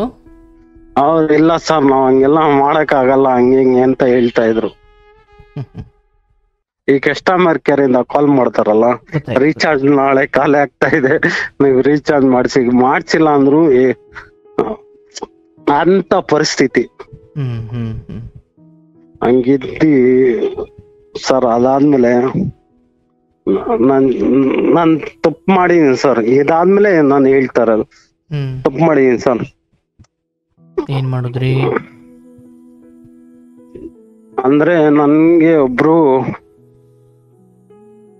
ಒಬ್ರು ಫ್ರೆಂಡ್ ಆದ್ರು. ಬೇಗ ಬೇಗ ಹೇಳಪ್ಪ. ಒಬ್ರು ಫ್ರೆಂಡ್ ಆಗಿ ನನ್ಗೆ ಅಂದ್ರೆ ನಾರ್ಮಲ್ ಆಗಿ ನಾವ್ ಚೆನ್ನಾಗೇ ಇದ್ದು, ಅವ್ರು ಹೋಗ್ತಾ ಹೋಗ್ತಾ ಅಂದ್ರೆ ಅವ್ರು ಒಂದ್ ಸ್ವಲ್ಪ ಜಾಸ್ತಿ ಓದಿರೋರು. ಅಂದ್ರೆ ಏನ್ ಫ್ರೆಂಡು, ಯಾರು? ಅಂದ್ರೆ ಅದನ್ನೇ ನೀವ್ ನನ್ಗೆ ಗೊತ್ತು ನೀವ್ ಹೆಂಗ್ ಕೇಳ್ತೀರ ಅಂತ, ಬಟ್ ಅದಕ್ಕೂ ಮುಂಚೆ ನಾನು ಹೇಳ್ಬಿಡ್ತೀನಿ. ಅಂದ್ರೆ ನನ್ ಜೊತೆಲೆ ಟ್ರೈನಿಂಗ್ ಅಂದ್ರೆ ಬಂದಿರೋರು, ಅವರು ಡಾಕ್ಟರು. ಓಕೆ, ಒಂದ್ ನಿಮಿಷ. ಈಗ ಅವತ್ತಿಗೆ ವ್ಯವಹಾರ ಲಾಸ್ ಆಯಿತು, ಲಾಕ್ಡೌನ್ ಸಮಯ ತುಂಬ ನಷ್ಟವಾಯಿತು. ನಷ್ಟ ಅನ್ನೋದಕ್ಕಿಂತ ಇವತ್ತಿನ ಊಟಕ್ಕೂ ಕಷ್ಟವಾಯಿತು. ಬಟ್ ಹೇಗೋ ನಿಭಾಯಿಸ್ಕೊಂಡು ಬರ್ತಾ ಇದ್ರಿ. ಅದರ ನಡುವೆಯೂ ನೀವೇನು ಪಾರ್ಟ್ನರ್ ಅಲ್ಲಿ ಮಾಡ್ತಿದ್ರಲ್ಲ, ಅದು ಮುಂದುವರಿಸ್ತಾ ಇದ್ರೇನು? ಅಂದ್ರೆ ಅದು ಲಾಕ್ಡೌನ್ ಮುಗ್ದಾದ್ಮೇಲೆ ನನಗೆ ಒಂದು ಸ್ಟಾರ್ಟ್ ಆಯ್ತು, ಅಂದ್ರೆ ಕೆಲಸ ಸ್ಟಾರ್ಟ್ ಆಯ್ತು. ಓಕೆ. ಕೆಲಸ ಸ್ಟಾರ್ಟ್ ಆದ್ಮೇಲೆ ಏನಾಯ್ತು ಅಂದ್ರೆ ನನಗೆ ಒಬ್ರು ಹಂಗೆ ಫ್ರೆಂಡ್ ಆದ್ರು. ಅಂದ್ರೆ ಡ್ರೈವಿಂಗ್ ಕಲೀಲಿಕ್ಕೆ ಬಂದವ್ರು ನಿಮ್ಮ? ಹೌದು ಹೌದು. ಒಬ್ರು ಡಾಕ್ಟರು ಅವರು. ಓಕೆ, ನೀವೊಂದು ಹೆಣ್ಣಿನ ಬಗ್ಗೆ ಮಾತಾಡ್ತಿದ್ದೀರಿ? ಹೌದು ಹೌದು. ಓಕೆ. ಇಲ್ಲಿ ನಮ್ ಸೆಂಟ್ರಲ್ಲಿ ಇದೆ, ನನ್ನ ಲೈಫ್ ಇನ್ನೂ ಟರ್ನಿಂಗ್ ಆಗಿದ್ದು. ಅವ್ರು ನನಗ್ ಫ್ರೆಂಡ್ ಆದ್ರು. ಅವ್ರು ಬಂದ್ಬಿಟ್ಟು ಹಂಗೆ ಕ್ಲೋಸ್ ಆಗ್ತಾ ಆಗ್ತಾ ಆಗ್ತಾ ಏನಾಯ್ತು, ಲವ್ ಮಾಡ್ತೀನಿ ಹಂಗೆ ಹಿಂಗೆ ಅಂತ ಹೇಳಕ್ ಸ್ಟಾರ್ಟ್ ಮಾಡೋದು. ನನಗೆ ಅವಾಗ ದುಡ್ಡಿನ ಅವಶ್ಯಕತೆ ಇತ್ತು. ಇಲ್ಲಿ ನನ್ನ ಫ್ಯಾಮಿಲಿ ಮೇಂಟೈನ್ ಮಾಡಕ್ಕೂ ಕಷ್ಟ ಆಗ್ತಾ ಇತ್ತು, ಯಾಕಂದ್ರೆ ಲಾಕ್ಡೌನ್ ಟೈಮ್ ಅಲ್ಲ. ಹಂಗೆ ಫ್ರೆಂಡ್ ಆಯ್ತು, ಅದಾಯ್ತಾ ಹಂಗೆ ಅವರು ಮಾತಾಡ್ಕೊಂಡು ಅಂದ್ರೆ ಜಸ್ಟ್ ಫೋನ್ ಅಲ್ಲೇ ಮಾತುಕತೆ. ಅಂದ್ರೆ ನನ್ಗೆಲ್ಲ ಗೊತ್ತು. ಡೈರೆಕ್ಟ್ ಮಾಡ್ತೀನಿ ಅಂದಿದ್ದ ಅವ್ರ ನೀವ? ಅವರು. ಬಟ್ ಅವ್ರಿಗೆ ಮದ್ವೆ ಆಗಿತ್ತಾ? ಇಲ್ಲ. ಅಂದ್ರೆ ನಾನ್ ಮದ್ವೆ ಮ್ಯಾರೇಜ್ ಆಗಿ ಒಂದ್ ಮಗು ಇರೋದು ಗೊತ್ತಿತ್ತು. ಅದು ಗೊತ್ತಿದ್ದು ಅವರು ಹಿಂಗ್ ಮಾಡಕ್ ಹೋದ್ರು. ನಾನು ಅಂದ್ರೆ ಅಂದ್ರೆ ಕ್ಯಾಶುಯಲ್ ಆಗಿ ಮಾತಾಡ್ತಾ ಇದ್ದೆ. ಅಂದ್ರೆ ನನ್ ತಪ್ಪಿದೆ, ನಾನ್ ಇಲ್ಲ ಅಂತ ಹೇಳ್ತಾನೆ. ನಾನ್ ನಿಮ್ ಹತ್ರ ಇದ್ರ ಬಗ್ಗೆ ಮಾತಾಡ್ತಲೂ ಇಲ್ಲ. ಅಂದ್ರೆ ನಂದು ತಪ್ಪಿದೆ. ನನ್ಗೇನ್ ಬೇಕಾಯ್ತು, ಸ್ವಲ್ಪ ದುಡ್ಡು ಬೇಕಾಯ್ತು ಆ ಟೈಮಲ್ಲಿ. ನಾನ್ ಹಂಗೆ ಮಾತಾಡ್ಕೊಂಡು ನಾನು ತಪ್ಪು ಮಾಡ್ಕೊಂಡೆ. ಅದು ನನ್ ವೈಫ್ಗೆ ಜಾಸ್ತಿ ಇಷ್ಟ ಇರ್ಲಿಲ್ಲ. ಯಾವುದು? ನನ್ ವೈಫಿಗೆ ಇದು ಗೊತ್ತಾಯ್ತು ವಿಷಯ. ಆದ್ರೆ ನಿಮ್ನ ಈ ಪ್ರಣಯ ಅಥವಾ ಅಂದ್ರೆ ಇಲ್ಲ ಸರ್, ಪ್ರಣಯನೂ ಇಲ್ಲ. ಓಕೆ ಫೈನ್, ಜಸ್ಟ್ ಮಾತಾಡ್ತಾ ಇರೋದು, ಅದು ವಿಷಯ ಗೊತ್ತಾಯ್ತು ಅಷ್ಟೇ. ಅರ್ಥ ಮಾಡ್ಕೊಳ್ಳಿ, ಪ್ರಣಯ ಅದು ದೇಹಕ್ಕೆ ಸಂಬಂಧಿಸಿದ್ದಲ್ಲಪ್ಪ. ನೀವು ಫೋನ ಮಾತಾಡ್ತಿರೋ ಇಲ್ಲ ಧ್ಯಾನ ಸ್ಥಿತಿಯಲ್ಲಿ ದೂರ ಆತ್ಮದ ಸ್ಥಿತಿಯಲ್ಲಿ ಮಾತಾಡ್ತಿರೋ, ಅಂತಿಮವಾಗಿ ಅಂತದ್ದೇನೋ ವಿಚಾರ ಭಾವನಾತ್ಮಕವಾಗಿ ಮನ್ಸು ಬೆರೆತಿದ್ದು ಅಂತ. ಹೌದು. ದೇಹ ಸೇರೋದ್ನೇ ಪ್ರಣಯ ಅಂತಾರೇನು? ಅಲ್ಲ, ಅದು ಗೊತ್ತಿಲ್ಲ ಅಲ್ವಾ? ಅದು ಬೇರೆ ಆಯ್ತು. ಈಗೇನು ಒಂದು ಎಷ್ಟು ದಿನ ಮುಂದುವರಿತು? ಎಷ್ಟು ದಿನ ಆದ್ಮೇಲೆ ಒಂದು 2 months ಅಷ್ಟೇನಾ ಸರ್? ಸೊ ಅದಾದ್ಮೇಲೆ ನಿಮ್ಮ ಹೆಂಡತಿಗೆ ಗೊತ್ತಾಯ್ತು? ಅಷ್ಟಲ್ಲೇ ಗೊತ್ತಾಗ್ಬಿಡ್ತು. ಬಟ್ ನೀವೇನಾದ್ರೂ ಹಣಕಾಸು ಸಹಾಯ ಪಡ್ಕೊಂಡ್ರ? ಇಲ್ಲ ಸರ್, ಅದು ಪಡ್ಕೊಳ್ಳಿಲ್ಲ. ಬಟ್ ನಿಮ್ಗೆ ಆಕ್ಚುಲಿ ಅದನ್ನು ಒಪ್ಕೊಳ್ಳೋಕ್ ಮೂಲ ಕಾರಣನೇ ಹಣಕಾಸು ಉಪಕಾರ. ನಾನು ಅಲ್ಲಿ ಸುಳ್ಳು ಹೇಳ್ಬಿಟ್ಟೆ. ಇಲ್ಲ, ನನ್ ಫ್ರೆಂಡ್ ಅನ್ಕೊಂಡು ನಾನು ಸುಳ್ಳು ಹೇಳ್ಬಿಟ್ಟೆ. ಏನ್ ಸುಳ್ಳು ಹೇಳುದ್ರಿ? ಅದೇ ನನ್ ಫ್ರೆಂಡ್ ಅನ್ಕೊಂಡು ನಾನ್ ಸುಳ್ಳು ಹೇಳ್ದೆ. ಯಾರಿಗೆ? ನನ್ ವೈಫಿಗೆ ಬಂದ್ಬಿಟ್ಟು ನಾನ್ ಸುಳ್ಳು ಹೇಳ್ಬಿಟ್ಟೆ. ನನ್ ಫ್ರೆಂಡ್ ಅವರು ಅಂತ. ಅದು ಬಟ್ ಅದೇನಾಯ್ತು ಅಂದ್ರೆ, ಅವರು ನನ್ ವೈಫ್ ಬಂದ್ಬಿಟ್ಟು ಅವ್ರ ನಂಬರ್ ಹತ್ರ ಎತ್ಕೊಂಡು ಈ ತರ ಅವ್ರ ನಂಬರ್ ಎತ್ಕೊಂಡು ಕಾಲ್ ಮಾಡಿ ಹೇಳ್ಬಿಟ್ರು, ಇಲ್ಲ ನಾನು ಅವ್ರನ್ನ ಇಷ್ಟ ಪಡ್ತಾ ಇದೀನಿ, ಮ್ಯಾರೇಜ್ ಆಗ್ತಾ ಇದೀನಿ ಅಂತ. ಯಾರು? ಅದೇ ಇನ್ನೊಂದು ಡಾಕ್ಟರ್ ಅಂತ ಹೇಳಿದ್ನಲ್ಲ. ಡಾಕ್ಟರ್ ಅಮ್ಮ ನಿಮ್ ಹೆಂಡತಿಗೆ ಹೇಳಿದ್ದ? ಹೌದು. ಅಯ್ಯೋಯ್ಯೋ. ಇಲ್ಲ, ಇದೆಷ್ಟು ಸರ್ ಟ್ವಿಸ್ಟ್ ಆಗಿರೋದು. ಅದಾದ್ಮೇಲೆ ಅಂದ್ರೆ ಅದಿಲ್ಲ, ನನ್ನ ಹೆಂಡತಿಗೂ ನನ್ಗೆ ಗೊತ್ತು, ಅಂದ್ರೆ ನಾನು ಹಂಗ್ ಮಾಡಿಲ್ಲ ಅಂತ. ಬಟ್ ಅದು ಏನಾಗಿದೆ, ಅದು ಅರ್ಥ ಮಾಡ್ಕೊಳೋದ್ರಲ್ಲಿ ಒಂದ್ ಸ್ವಲ್ಪ ಅಂದ್ರೆ ಅರ್ಥ ಮಾಡ್ಕೊಳ್ಳಿಲ್ಲ ಸ್ಟಾರ್ಟಿಂಗ್ ಅಲ್ಲಿ. ಆಮೇಲೆ ಹೋಗ್ತಾ ಅವ್ರಿಗೆ ಇದಾಯ್ತು, ಡೈವರ್ಸ್ ವರ್ಗೂ ಬಂತು. ಜಗಳ ಆಗಿ ಅದು ಹಿಂಗ್ ಮಾಡಿದಾರೆ ಹಿಂಗೆ ಅನ್ಕೊಂಡು, ಆಮೇಲೆ ಹುಡ್ಗಿನೇ ಓಪನ್ ಆಗಿಲ್ಲ, ನಾನೇ ಸುಳ್ಳು ಹೇಳ್ದೆ, ಅವ್ರ ಕೆಲ್ಸ ಮಾಡ್ತಾರೆ ಈ ಕೆಲ್ಸ, ನಾನೇ ಬೇಕು ಅನ್ಕೊಂಡು ಅವ್ರ ಇಷ್ಟ ಆಗಿ ನಾನು ಹಿಂಗ್ ಮಾಡ್ದೆ ಅನ್ಕೊಂಡು ಆ ಹುಡ್ಗಿನೇ ತಪ್ಪು ಒಪ್ಕೊಂಡ್ರು. ಬಟ್ ಆದ್ರೂ ಇವತ್ತಿಗೂ ನಮ್ಮನೆಯೊಳ ಅದು ಸ್ವಲ್ಪ ಅದು ಮೆಂಡಲ್ ಇಟ್ಕೊಂತಲೇ ಇದಾರೆ, ನೀನ್ ಅದ್ ಮಾಡಿದ್ದೆ, ನೀನ್ ಮಾಡಿದ್ದೆ ಅಂತ. ಈಗ ಪ್ರೀತಿ ಅಥವಾ ಅಂಥದ್ದೇನೋ ಆಕರ್ಷಣೆ ಆಯಿತು, ಬಟ್ ನಿಮ್ಮ ಹೆಂಡತಿಗೆ ಫೋನ್ ಮಾಡಿ ನಾನು ಮದುವೆ ಆಗ್ತೀವಿ ಅಥವಾ ನಾವು ಮದುವೆ ಆಗ್ತೀವಿ ಅಂತ ಒಂದು ಹೆಣ್ಣು ಸ್ವಂತ ಧರ್ಮಪತ್ನಿಗೆ ಹೇಳಬೇಕಂದ್ರೆ ಆಕೆಗೆ ಅಷ್ಟು ಧೈರ್ಯ ಬರ್ಬೇಕಂತ ನೀನ್ ಕೊಟ್ಟಿರ್ಬೇಕಲ್ಲಪ್ಪ ಸಲುಗೆ. ಇಲ್ಲ ಸರ್, ಆತರ ಏನಿಲ್ಲ ಸರ್. ಮತ್ತೆ ಅದೇನು ಅಂದ್ರೆ ಅವರು ಡೈರೆಕ್ಟ್ ಆಗಿ ಅಂದ್ರೆ ಫ್ರೆಂಡ್ ಅಂದ್ರೆ ಯಾವ ಟೈಮಲ್ಲಿ ಬೇಕಾದ್ರೂ ಕಾಲ್ ಮಾಡ್ತಾ ಇರಲ್ಲ, ಅದು ಒಂದು ಅವ್ರಿಗೆ ಒಂಥರ ಬೇಜಾರು. ನಾನು ಹಂಗೆಲ್ಲ ಮಾಡ್ಕೊಂಬಂದಿದ್ದೆ, ನನ್ನ ಹೆಂಡತಿಗೆ ಏನೊಂದು ಅದೊಂದು ಬೇಜಾರಾಯ್ತು. ಅಂದ್ರೆ ಇವಾಗ ಒಂದ್ 10 ಗಂಟೆ ಆಯ್ತು ಕಾಲ್ ಮಾಡೋರು ಅವರು. ಆ ಟೈಮಲ್ಲಿ ಅವ್ರಿಗೆ ಬೇಜಾರಾಯ್ತು. ಈ ಟೈಮಲ್ಲಿ ಏನಕ್ಕೆ ಕಾಲ್ ಮಾಡ್ಬೇಕಾಯ್ತು? ನಾನು ಅವ್ರ ಹತ್ರ ಓಪನ್ ಆಗಿ ಹೇಳಿ, ಇಲ್ಲಮ್ಮ ಆತರ ಇಲ್ಲ, ಅವ್ರ ಮುಂದೆ ನಿಲ್ಸಿ ನಾನು ಮಾತಾಡಿದೀನಿ, ಅವರು ಲವ್ ಮಾಡ್ತೀನಿ ಅಂತ ಹೇಳಿದ್ರು, ನಾನ್ ಮಾಡಿಲ್ಲ, ನನ್ಗೊಂದ್ ಮಗು ಇದೆ ಅಂತಲೂ ಹೇಳಿದೀನಿ ಅಂತಲೂ ಹೇಳಿದ್ರು, ಅವ್ರು ಒಪ್ಕೊಳ್ಳಿಲ್ಲ ಅವರು. ನಾನ್ ಆಮೇಲೆ ನೀವು ಮಾಡಿಲ್ಲ ಅನ್ನೋ ಸತ್ಯನಾ? ಹೌದು. ಹೌದಾ? ಹೌದು ಸರ್. ನೀನೇ ಹೇಳ್ದಲ್ಲಪ್ಪ ನಾನು ಮಾಡಿದ ತಪ್ಪು ಅಂತ. ಅಂದ್ರೆ ಮಾಡಿದ ತಪ್ಪು ಅಂದ್ರೆ ನಾನು ಅವಾಗ ಫೋನಲ್ಲಿ ಜಾಸ್ತಿ ಅಂದ್ರೆ ಮಾತಾಡಿದ್ದು ನನ್ ತಪ್ಪಾಗಿದೆ. ಮತ್ತೆ ಇನ್ನೇನು ತಪ್ಪು ಎಲ್ಲ ಹೆಂಗಾಗಿದೆ ಸರ್? ತಪ್ಪಾಗಿ ಅಂದ್ರೆ ಅದೇ ನಾನು ಮಾತಾಡಿದ ತಪ್ಪಾಗಿದೆ. ಸರಿ, ತಪ್ಪಿಗೆ ವ್ಯಾಖ್ಯಾನ ಕೊಡಪ್ಪ. ಆಯ್ತು, ನೀನ್ ತಪ್ಪು ಮಾಡಿಲ್ಲ ಅಂತ ಹೇಳ್ತಿದ್ಯಾ, ಮಾತಾಡದೆ ಅಂತ ಹೇಳ್ತಿದ್ಯಾ. ಸರಿ, ಈಗ ನಾನೇ ಅಜ್ಞಾನಿನಪ್ಪ, ತಪ್ಪಿಗೆ ವ್ಯಾಖ್ಯಾನ ಕೊಡಪ್ಪ. ತಪ್ಪು ಅಂದ್ರೆ ಏನಪ್ಪ ಆಯ್ತೀಗ? ಇಲ್ಲ ಸರ್, ನಾನು ಅದಕ್ಕೆ ಹೇಳ್ತಲ್ಲ, ನಾನು ಇವತ್ತು ತಪ್ಪು ಅದೇನೇ ತಪ್ಪು ಅದೇನೆಂದು. ಯಬ್ಬ ಡ್ರೈವಿಂಗ್ ಕಲೀಲಿಕ್ಕೆ ಬಂದಾಗ ಒಬ್ಬ ವಿದ್ಯಾರ್ಥಿ ಸಮಾನನಾದವಳು ಆಕೆಯ ತಲೆಯಲ್ಲಿ ಹೊಲಸಿರ್ಲಿ, ಆಕೆಯ ತಲೆಯಲ್ಲಿ ಕಾಮ ತುಂಬಿಕೊಂಡಿರ್ಲಿ, ಬಟ್ ಹಣಕ್ಕೆ ಅಂತ. ಅದೇ ಸರ್ ನಾನು ಅದನ್ನೇ ಹೇಳ್ತಾರದು, ಅದೇ ತಪ್ಪು ಆಗ್ಬಿಟ್ಟಿರೋದು ಅಲ್ಲಿ. ಆಯ್ತು, ನಿಮ್ಮ ಹೆಂಡತಿಗೆ ಗೊತ್ತಾದಾಗ ಡೈವರ್ಸ್ ವರ್ಗೂ ಹೋಯ್ತು ಅಂದ್ರಲ್ಲ, ಏನು ಹೆಂಡತಿ ಅದೇ ವಿಚಾರಕ್ಕೆ ಜಗಳ ಕಾಯ್ತಿದ್ರಾ? ಹೌದು ಹೌದು.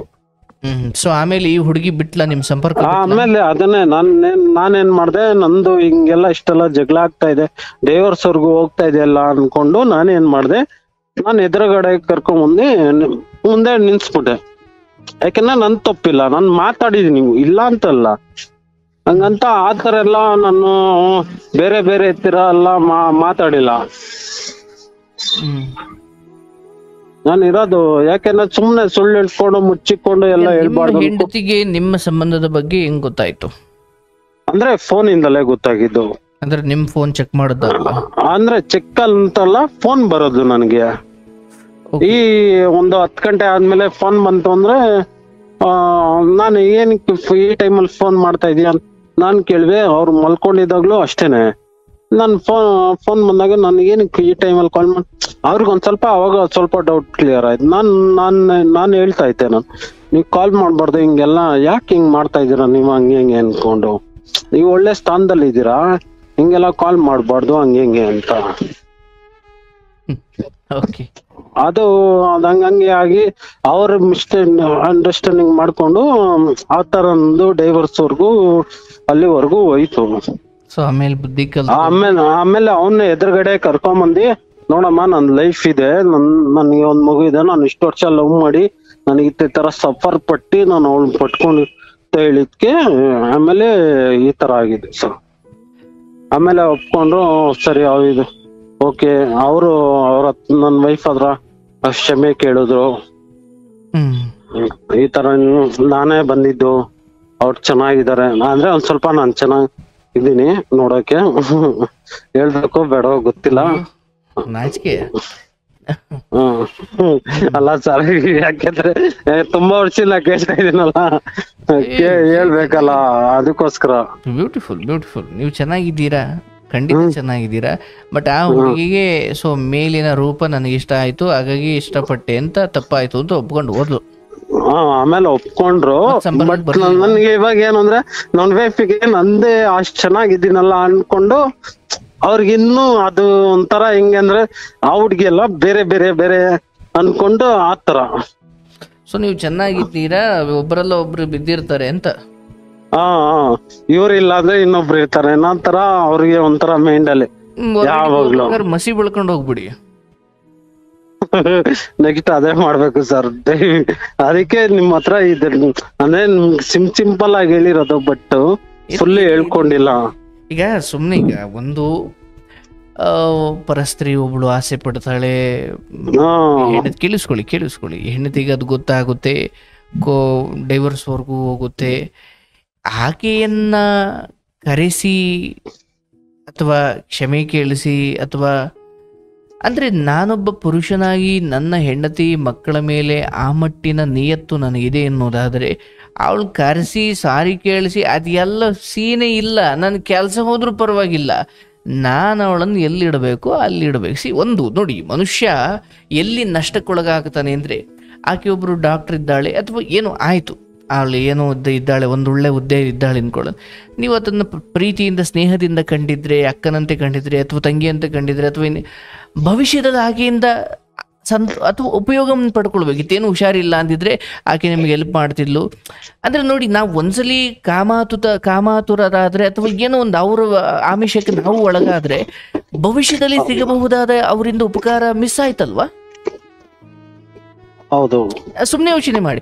ಅಂದ್ರೆ ನಾವು ಒಂದು ಕ್ಷಣ ಪಡ್ಕೊಳ್ಳಕ್ ಹೋದ್ರೆ ಆಕೆ ಒಬ್ರು ಡಾಕ್ಟರ್, ಈಗ ದೊಡ್ಡವರು ಸಿಕ್ಕಿದಾಗ ಹಂಗೆ ಮಾಡಿಬಿಡ್ಬೇಕು. ಏನ್ ಮಾಡ್ಬೇಕು ಗೊತ್ತಾ, ಅವರು ಯಾವುದೋ ಒಂದು, ಈಗ ಸರ್ ಯಾರೋ ಒಬ್ರು ಬರ್ತಾರೆ ನಿಮ್ಮ ಹತ್ರ ಡ್ರೈವಿಂಗ್ ಕಲಿಯೋದಕ್ಕೆ, ಸರ್ ನಾನು RTO ಆಫೀಸಲ್ಲಿ ಇದ್ದೀನಿ ಸರ್, RTO ಆಫೀಸಲ್ಲಿ ಕೆಲಸ ಮಾಡೋದು. ಇಲ್ಲ ಸರ್ ನಾನು ಏನು ಬೆಂಗಳೂರಿನ ಎಂಥದೋ ಒಂದು ಆಸ್ಪತ್ರೆ, ಈ ಕೆಲಸಗಾರರೆಲ್ಲ ಹೋಗಿ ಆಸ್ಪತ್ರೆಗೆ ತೋರಿಸ್ತಾರಲ್ಲ, ರಾಜಾಜಿನಗರದ ಐತಲ್ಲ, ಏನದು?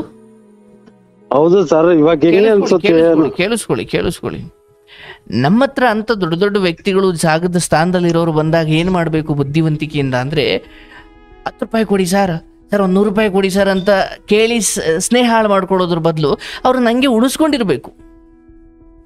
ಯಾಕಂದ್ರೆ ಭವಿಷ್ಯದಲ್ಲಿ ಅವರು ಉಪಯೋಗ ಬರ್ತಾರೆ. ಹೌದಲ್ಲಪ್ಪ? ಈಗ ಒಬ್ರು ಟ್ರಾಫಿಕ್ ಪೊಲೀಸ್ ಪರಿಚಯ ಆದ್ರೆ, ನನ್ಗೆ ಯಾರೋ ಫ್ರೆಂಡ್ ಹೇಳ್ತಿದ್ದ, ಟ್ರಾಫಿಕ್ ಪೊಲೀಸ್ ಪರಿಚಯ ಆದ್ರೆ ಅಥವಾ ಯಾವುದೋ ಮೂಲಕ ಒಂದೊಳ್ಳೆ ಸ್ನೇಹ ಬೆಳೆದ್ರೆ ಹೆಂಗೋ ಸ್ನೇಹ ಉಳಿಸ್ಕೊಳ್ಬೇಕಂದ್ರೆ ನಾಳೆ ಎಲ್ಲಾದ್ರೂ ಸಿಗಾಕೊಂಡ್ರೆ ಅಥವಾ ಏನೋ ಒಂಚೂರು ಮಿಸ್ ಆಗ್ತಪ್ಪ ಆದ್ರೆ ಬಚಾವಾಗ್ಲಿಕ್ಕೆ ಅಥವಾ ಉಪಕಾರ ಆಗ್ಲಿಕ್ಕೆ ದೊಡ್ಡ ದೊಡ್ಡವರನ್ನ ಚಿಕ್ಕ ಚಿಕ್ಕ ಸಹಾಯ ಕೇಳಿ ಕಳ್ಕೊಳ್ಬಾರ್ದಂತೆ. ದೊಡ್ಡ ದೊಡ್ಡವ್ರನ್ನ ಸ್ವಲ್ಪ ಕಾಫಿ ತಿಂಡಿ ಕೊಡಿಸಿ ನಾವೇ ಒಂಚೂರು ಚೆನ್ನಾಗಿ ಇಟ್ಕೊಂಡಿರ್ಬೇಕು, ಮುಂದೆ ಅವರಿಂದ ಕೆಲಸ ಆಗ್ತವೆ ಅಂತ. ನೀನು ಅವಳ ಆತುರಕ್ಕೆ ಹೋಗಿ ನೀನು ಕಿವಿ ಕೊಟ್ಟು ನೀನು ಅದರಂತೆ ಕುಣಿದು ಕಡೆಗೆ ಯಾವುದೂ ಇಲ್ವಲ್ಲಪ್ಪ. ಕಡೆಗೊಬ್ಬ ಗುರುವಾಗಿಯೂ ಕೂಡ ನೀನು ಅಲ್ಲಿ ಗೆಲ್ಲೋಕ್ಕಾಗಲಿಲ್ಲ. ಇರ್ಲಿ, ಬಟ್ ನಿನ್ನ ಹೆಂಡತಿ ವಿಚಾರಕ್ಕೆ ಆಕೆಯ ಹೃದಯಕ್ಕೆ ಬಿದ್ದಾಗ ಎಲ್ಲರನ್ನು ಬಿಟ್ಟು ಬಂದು ಎಲ್ಲವನ್ನು ಎದುರಾಕೊಂಡು ಬಂದು ಆಕೆ ಹೃದಯ ಹೊಡೆದೋಗಿರ್ಬೇಕಲ್ಲಯ್ಯ. ಹೌದು ಸರ್, ಅದಕ್ಕೆ ನಾನು ಇವಾಗ್ಲೂ ಅವಳು ಏನಂದ್ರು ನಾನು ಅನ್ನಿಸ್ಕೊಂತೀನಿ ಸರ್. ನಿಮ್ಮ ಪಾರ್ಟ್ನರ್ ಒಬ್ಬ ವ್ಯವಹಾರದಲ್ಲಿ 4 ಕಾಸು ಮೋಸ ಮಾಡಿದಾಗ ನಿಮಗೇನು ದುಃಖ ಆಯ್ತು, ಅದೇ ಒಂದು ಹಣದ ವಿಚಾರಕ್ಕಿಂತ ಕಟ್ಟಿಕೊಂಡು ಗಂಡ ಇಂಥದ್ದೇನೋ ಜಾಲಕ್ಕೆ ಬಿದ್ದುಬಿಟ್ಟಿದ್ದಾನೆ, ನನ್ನ ಹೆಂಡತಿ ಬಿಟ್ಟು ನಾನು ಯಾರನ್ನೂ ಕಣ್ಣೆತ್ತು ನೋಡೋದಿಲ್ಲ, ನನಗೆಲ್ಲರೂ ಏನು ಅಕ್ಕ ತಂಗಿ ಸಮಾನರು ಅಂತ ಹೇಳಬೇಕಾದ ಗಂಡ ಯಾಕೋ ಫೋನ್ ಬಂದಾಗ ತಗೊಂಡು ಆಚೆ ಹೋಗ್ತಾನೆ ಅಂದಾಗ ಅವಳು ಹೇಳಿ ಸರಿ ಮಾಡ್ಬೇಕಾಯ್ತಲ್ಲ ಅನ್ನೋದೇ ವಿಪರ್ಯಾಸ. ಹೌದಲ್ಲ? ಹೌದು ಸರ್.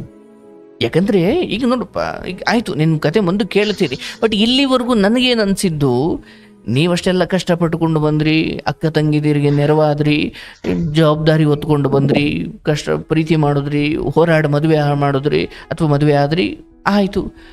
ಬಟ್ ಒಂದು ಹೆಣ್ಣು ಅವಳು ಡಾಕ್ಟರ್ ಆಗಿರಲಿ ಅಥವಾ ಇನ್ನೇನೋ ಆಗಿರಲಿ, ನಾನು ನನ್ನ ಕೆಲಸದ ಮೂಲಕ ನಾನು 1 ರೂಪಾಯಿ ದುಡಿತೀನಿ, 10 ರೂಪಾಯಿ ಇದ್ರೆ 10 ರೂಪಾಯಲ್ಲಿ ಬದುಕ್ತೀನಿ, 10 ಲಕ್ಷ ಇದ್ರೆ 10 ಲಕ್ಷದಲ್ಲಿ ಬದುಕ್ತೀನಿ, ನನ್ನ ದುಡ್ಡಲ್ಲಿ ನಾನು ಬದುಕ್ತೀನಿ. ಬಟ್ ಯಾವಾಗ ನೋಡಿ ಪಾಪ, ನೀವು ಮೂಲತಃ ಒಳ್ಳೆಯವರೇ ಇದ್ದೀರಿ, ಹಣದ ವಿಚಾರದಲ್ಲಿ ಸ್ವಲ್ಪ ಕಷ್ಟ ಇದೆ ಎಂದಾಗ ನಾನು ಆ ಹಣದ ಉಪಕಾರ ಏನೋ ಆಗಬಹುದು ಅನ್ನೋದೇ ನನ್ನ ಸಂಬಂಧದೊಳಗಡೆ ಹೆಜ್ಜೆಗೆ ಆಕೆಯ ತಾಳಕ್ಕೆ ತಕ್ಕಂಗೆ ಕುಣಿಯಂಗ ಮಾಡ್ತು. ಹೌದಲ್ಲ? ಇದು ಪರೀಕ್ಷೆ. ನಿಮ್ಮ ಬಳಿ ಇರುವ ಹಣವನ್ನೆಲ್ಲ ಕಿತ್ತುಕೊಂಡು ನಿಮ್ಮನ್ನ ದರಿದ್ರರನ್ನಾಗಿಸಿ ಭಗವಂತ ಒಂದು ಅರೆಗಳಿಗೆ ನಿಮ್ಮನ್ನು ಪರೀಕ್ಷೆ ಮಾಡ್ತಾನಂತೆ. ಆಗ ಯಾವಾಗ ಆಕೆ ಡಾಕ್ಟ್ರು ಅಥವಾ ಆಕೆ ಉಳ್ಳವಳು ಅಂತ ಗೊತ್ತಾದಾಗಲೂ ನಿಮ್ಗೆ ಏನೇ ಹಣಕಾಸು ಕಷ್ಟ ಇದ್ರೂ ಕೇಳಿ ಸಾಲ ಇಸ್ಕೊಂಡು ಪಡ್ಕೊಳ್ಬೋದಿತ್ತು ಅಥವಾ ಏನೋ ಒಂದು ಮಾಡ್ಬೋದಿತ್ತು. ಆದರೆ ಆ ನೆಪದಲ್ಲಿ ನೀವು ಭಗವಂತ ಅದೊಂದು ಪರೀಕ್ಷೆ ಕೊಟ್ಟ, ಇರೋರನ್ನ ಸ್ವಲ್ಪ ನಿನ್ನ ಕಣ್ಣು ಮುಂದೆ ಬಿಟ್ಟ, ನಿನ್ನನ್ನು ಸ್ವಲ್ಪ ದರಿದ್ರರನ್ನಾಗಿಸ್ದ. ಈ ದರಿದ್ರತನೆಯ ಸಮಯದಲ್ಲಿ ನಮ್ಮ ವ್ಯಕ್ತಿತ್ವ ಕಳ್ಕೊಳ್ಬಾರ್ದಲ್ಲ. ಯಾಕಂದ್ರೆ ಹಣ ಶ್ರೀಮಂತಿಗೆ ಬರುತ್ತೆ, ದರಿದ್ರತನ ಬರುತ್ತೆ ಹೋಗುತ್ತೆ, ಆದರೆ ವ್ಯಕ್ತಿತ್ವ ಒಂದ್ಸಲಿ ಹೋದ್ರೆ ಬರಲ್ವಲ್ಲಪ್ಪ. ಈಗ ನಿಮ್ಮ ಹೆಂಡತಿ ವಿಚಾರದಲ್ಲಿ ಆಗಿರೋದು ಅದೇ. ನೀವು ಹೀಗೆ ಆಗ್ಲಂಗೆ ಇದ್ದೀರಾ, ಇಲ್ಲ ಈಗ ದುಡಿತಾ ಇದ್ದೀರಾ, ಬದುಕು ಕಟ್ಕೊಂಡಿದ್ದೀರಾ, ಬಟ್ ಅವತ್ತು ಹೆಂಡತಿಯ ಹೃದಯದಲ್ಲಾದ ಗಾಯ ಇನ್ನೂ ಹಂಗೆ ಇದೆ. ಹಣಕಾಸು ಸ್ಥಿತಿ ಬದಲಾಯಿತು, ಬಟ್ ಆ ಗೋಡೆಗೆ ಮೊಳೆ ಹೊಡೆದ ಹಾಗೆ ಆಕೆಯ ಹೃದಯಕ್ಕೆ ಏನವತ್ತು ಪೆಟ್ಟು ಬಿತ್ತು. ಇವತ್ತು ಹಣ ಬಂತು ಹೋಯ್ತು, ಬಡತನ ಬಂತು ಹೋಯ್ತು, ಆದರೆ ಆ ಪೆಟ್ಟು ಮಾತ್ರ, ಅದೊಂದು ನೋವು ಮಾತ್ರ ಹಾಗೆ ಉಳ್ಕೊಂಡು ಬಿಡ್ತು. ಅದು ನಿಮ್ಮ ಕತೆ ಮಾತ್ರ ಅಲ್ಲ, ಜೀವನದಲ್ಲಿ ಹೀಗೆ ಏನೋ ಗೊತ್ತಿಲ್ದೋ ಮಾಡಿ ನಂಬಿಕೆ ಕಳ್ಕೊಂಡ ಎಲ್ಲರ ಬದುಕು ಅಷ್ಟೇ. ಕಳ್ಕೊಳ್ಳೋಕೆ ಬೇಕಾಗಿದ್ದ 5 ನಿಮಿಷ 5 ಸೆಕೆಂಡು, ಆದರೆ ಗಳಿಸ್ಕೊಳ್ಳಿಕ್ಕೆ ಇಡೀ ಜೀವನ ಕಷ್ಟಪಡಬೇಕಾಗುತ್ತೆ. ಸೊ ಈ ವಿಚಾರದಲ್ಲಿ ಹೆಂಡತಿ ಅವತ್ತು ಕ್ಷಮೆ ಕೇಳಿ ಹೋದ್ಮೇಲೆ ಸುಮ್ಮನಾದ್ರ ಅಥವಾ ಇವತ್ತಿಗೂ ಅದನ್ನ ಪದೇ ಪದೇ ನೆನಪು ಮಾಡ್ಕೊಳ್ತಾರ? ಇವತ್ತಿಗೂ ಅದೇ ಸರ್. ಇವತ್ತಿಗೂ ಒಂಥರ ಹೆಂಗೆ ಅಂದ್ರೆ, ನನ್ಗೆ ಎಷ್ಟೇ ಕರೆಕ್ಟ್ ಆಗಿದ್ರು ಅವ್ರೊಂಥರ ಹೆಂಗಂದ್ರೆ ನನ್ಗೆ ಬದುಕದೇ ಇಷ್ಟಲ್ಲ ನನ್ಗೆ ಅನ್ಸ್ಬಿಟ್ಟಿದೆ. ಮಗಳ ಯಾಕೆ ದೂರ ಇದ್ದಾಳೆ ಅಂದ್ರೆ ಅವಾಗ ನಮ್ ಕಷ್ಟಲ್ಲಿ ಇತ್ತು ಅಂದ ನಾವ್ ದೂರ ಬಿಟ್ಟು ಇವಾಗ ಬರಕ್ ರೆಡಿ ಇದಾರೆ. ಬಟ್ ನಮ್ಮಪ್ಪ ಅಮ್ಮಗೆ ಏಜ್ ಆಗಿದೆ, ಅವಾಗ್ಲಿಂದ ಚಿಕ್ಕ ಮಗಳಿಂದ ಬೆಳ್ಸಿದಿರಲ್ಲ, ಅವ್ರಿಗೆ ಅಟ್ಯಾಚ್ಮೆಂಟ್ ಅಂದ್ರೆ ಮನೇಲಿ ಬೆಳೆಸಿದ್ರಿ. ಅವ್ರನ್ನ ಇವಾಗ ಬಿಟ್ಬಿಟ್ಟು ಬಂದ್ರೆ ನಮ್ಮಪ್ಪಗೆ ತೊಂದ್ರೆ, ನಮ್ಮಪ್ಪ ಅವಾಗ್ಲೇ ಹುಷಾರಿಲ್ಲ ಅಂತ ಹೇಳಿದ್ನಲ್ಲ, ಅದೇ ಯೋಚನೆ. ಇವಾಗ ಇಲ್ಲಿ ನಾವ್ ಕರ್ಕೊಂಬಂದ್ರು 1 ವಾರ ಕರ್ಕೊಂಬಂದ್ರು ಅವ್ರು ಈ ಕಡೆನೆ ಜಾಸ್ತಿ ತಲೆ ಕೆಡಿಸ್ಕೊಂತಾರೆ. ಅದಕ್ಕೊಂದೇ ಕಾರಣಕ್ಕೋಸ್ಕರ ಅಲ್ಲಿ ಬಿಟ್ಟಿರೋದು ಅಷ್ಟೇ, ಇನ್ನೇನಿಲ್ಲ. ವಿಚಾರ ಬಿಡು, ಅದು ಅಪ್ಪ ಅತ್ತೆ ಅಜ್ಜಿ ತಾತನ್ನ ಹಚ್ಕೊಂಡಿದೆ, ಅಂದ್ರೆ ನನ್ ವೈಫ್ ನನ್ ಕರೆಕ್ಟ್ ಆಗಿ ಎಷ್ಟೇ ಇದ್ರು ಸರ್ ತುಂಬಾ ಡೌಟ್ ಬೀಳ್ತಾಳೆ ಸರ್. ಯಾಕೆ ಯಾಕೆ ಡೌಟ್ ಬೀಳ್ತಾರೆ? ಅಂದ್ರೆ ನಾನು ಇದೊಂದು ಆಗಿತ್ತಲ್ಲ ಅದ್ರಿಂದ ಹೆವಿ ಡೌಟ್. ಅಂದ್ರೆ ನಾನ್ ಚೆನ್ನಾಗಿರೋದೇ ಇಷ್ಟ ಇಲ್ಲ ಅನಿಸ್ತಾ ಇದೆ ಅವ್ರಿಗೆ. ಇವಾಗ್ಲೂ ಕಾಲ್ ಮಾಡ್ತಾ ಇದಾರೆ, ನೀವ್ ಒಂದ್ಸತಿ ಮಾತಾಡ್ಬಿಟ್ರೆ ನಾನು ಕಾನ್ಫಿಡೆಂಟ್ ಕಾಲ್ ಆಗ್ತೀನಿ. ಗೊತ್ತಾ ಅವ್ರಿಗೆ? ಇಲ್ಲ ಗೊತ್ತಿಲ್ಲ, ನೀವ್ ನನ್ಗೆ ಗೊತ್ತು, ನಾನ್ ಮಾತಾಡ್ತೀನಿ ಅಂತ. ಒಂದ್ಸತಿ ಮಾತಾಡ್ಬಿಡಿ. ಅಲ್ಲ ನಾನೇನ್ ಮಾತಾಡ್ಲಪ್ಪ ಆಕೆ ಹತ್ರ? ಅಲ್ಲ ಒಂದ್ಸತಿ ಮಾತಾಡಿ ಅವ್ರಿಗೆ ಹೇಳಿ ಒಂದ್ ಸ್ವಲ್ಪ ನೀವು ಹಿಂಗೆಲ್ಲ ಅನ್ನೋದು ಒಂದು. ಈ ವಿಚಾರದಲ್ಲಿ ಕೇಳಿಸ್ಕೊಳ್ಳಿ. ಒಂದು ಪೂರ್ವ ಯೋಜನೆಯುತವಾಗಿ ಆಕೆಗೆ ನಾನು ಮಾತಾಡ್ತೀನಿ ಅಥವಾ ಇಂಥವ್ರೊಬ್ರು ಅಂದ್ರೆ ಅದು ಇದ್ರ ಬಗ್ಗೆ ಅವ್ರಿಗೆಲ್ಲ ಇಂಟ್ರೆಸ್ಟ್ ಇಲ್ಲ. ಸೊ ಹಾಗಾದ್ರೆ ನನ್ನ ಮಾತಲ್ಲಿ ಕೆಲಸ ಮಾಡಲ್ಲಪ್ಪ. ಈಗ ನಾನು ಒಂದೇ ಸಾರಿ ಫೋನ್ ಮಾಡಿದಾಗ ಏನಮ್ಮ ನಿನ್ ಗಂಡನ ಬಗ್ಗೆ ಯಾಕಮ್ಮ ಡೌಟ್ ಬೀಳ್ತೀಯ ಯಾವನು ಅಂದ್ರೆ ನಾನು ಏನ್ ಮಾಡ್ಲಿ? ಇಲ್ಲ ಹಂಗೆಲ್ಲ ಇಲ್ಲ, ಆತರ ಏನಿಲ್ಲ. ಅಲ್ಲ ನಾನ್ ಹೇಳ್ತಾರದು ಒಂದ್ಸತಿ ಅವ್ರಿಗೂ ಒಂದ್ ಸ್ವಲ್ಪ ಅವ್ರಿಗೂ ಒಂದ್ ಸ್ವಲ್ಪ ಹೆಂಗೆ ಅಂದ್ರೆ ಇವಾಗ ನೋಡಿ ನಮ್ಗೆ ಹೆಂಗೆ ನಾನ್ ಸಂಸ್ಕೃತಿ.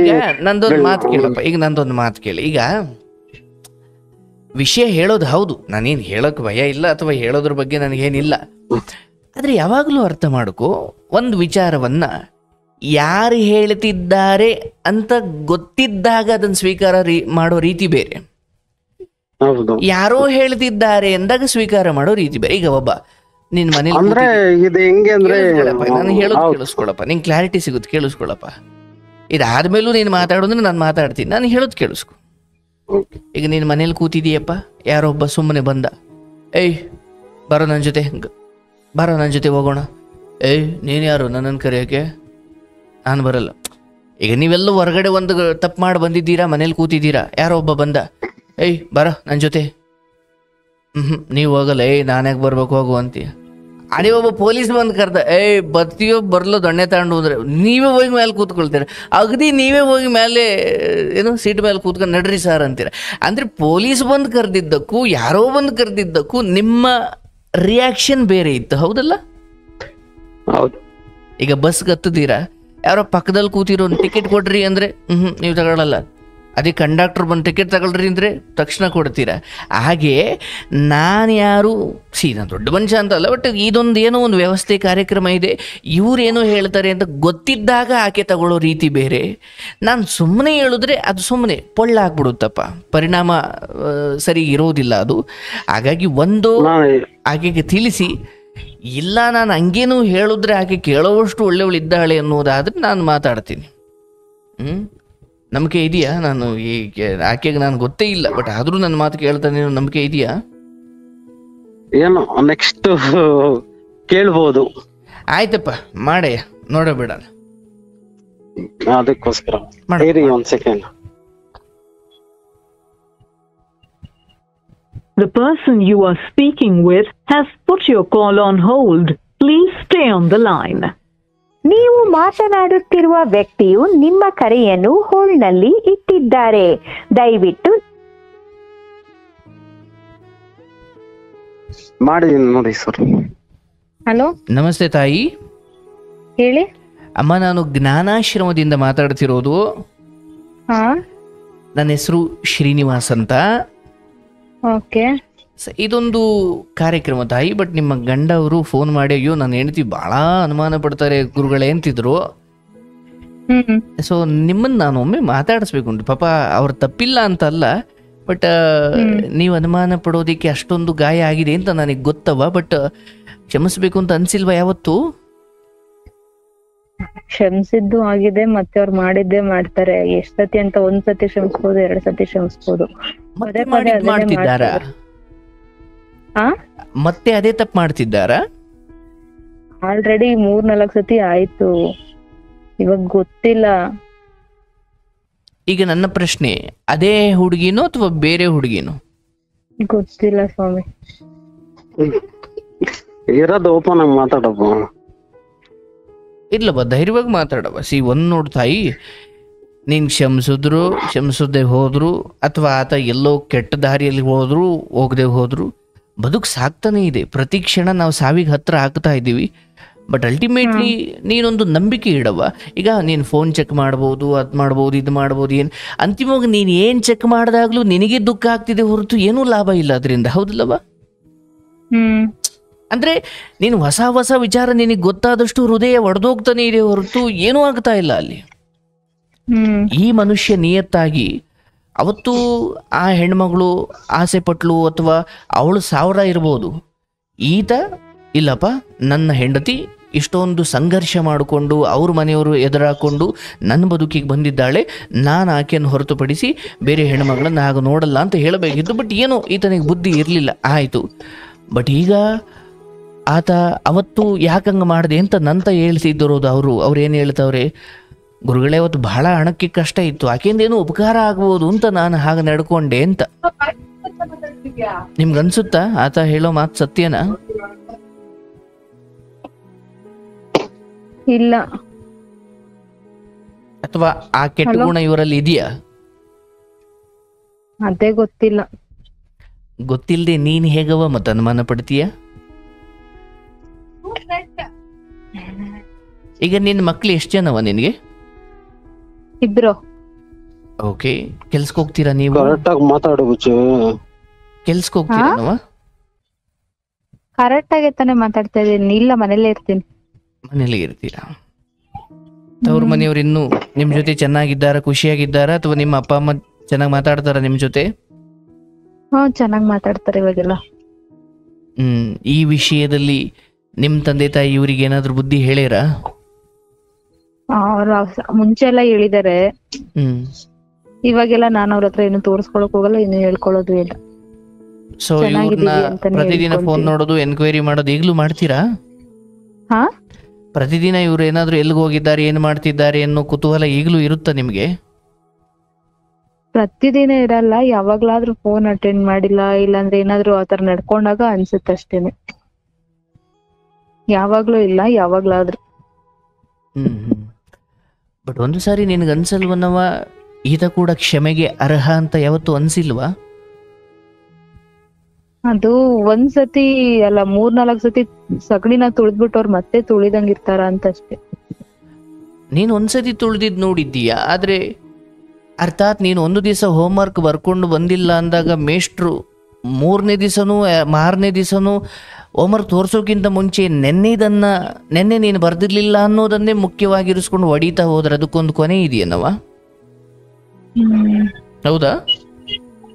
ನೋಡು ತಾಯಿ, ನಿನಗೆ ನಾಳೆ ಒಂದು ಪ್ರೂಫ್ ಸಿಕ್ಕಿ ನಿನಗೇನು ಅಂಥದ್ದೊಂದು ಬಲವಾದ ಸಾಕ್ಷಿ ಸಿಕ್ಕಿದ್ರೆ, ಹೌದು ಗುರುಗಳೇ ಈತ ಇದೇ ಬಂಡವಾಳ ಬದುಕೊಂಡು ಬಂದಿದ್ದಾನೆ ಅಂತ.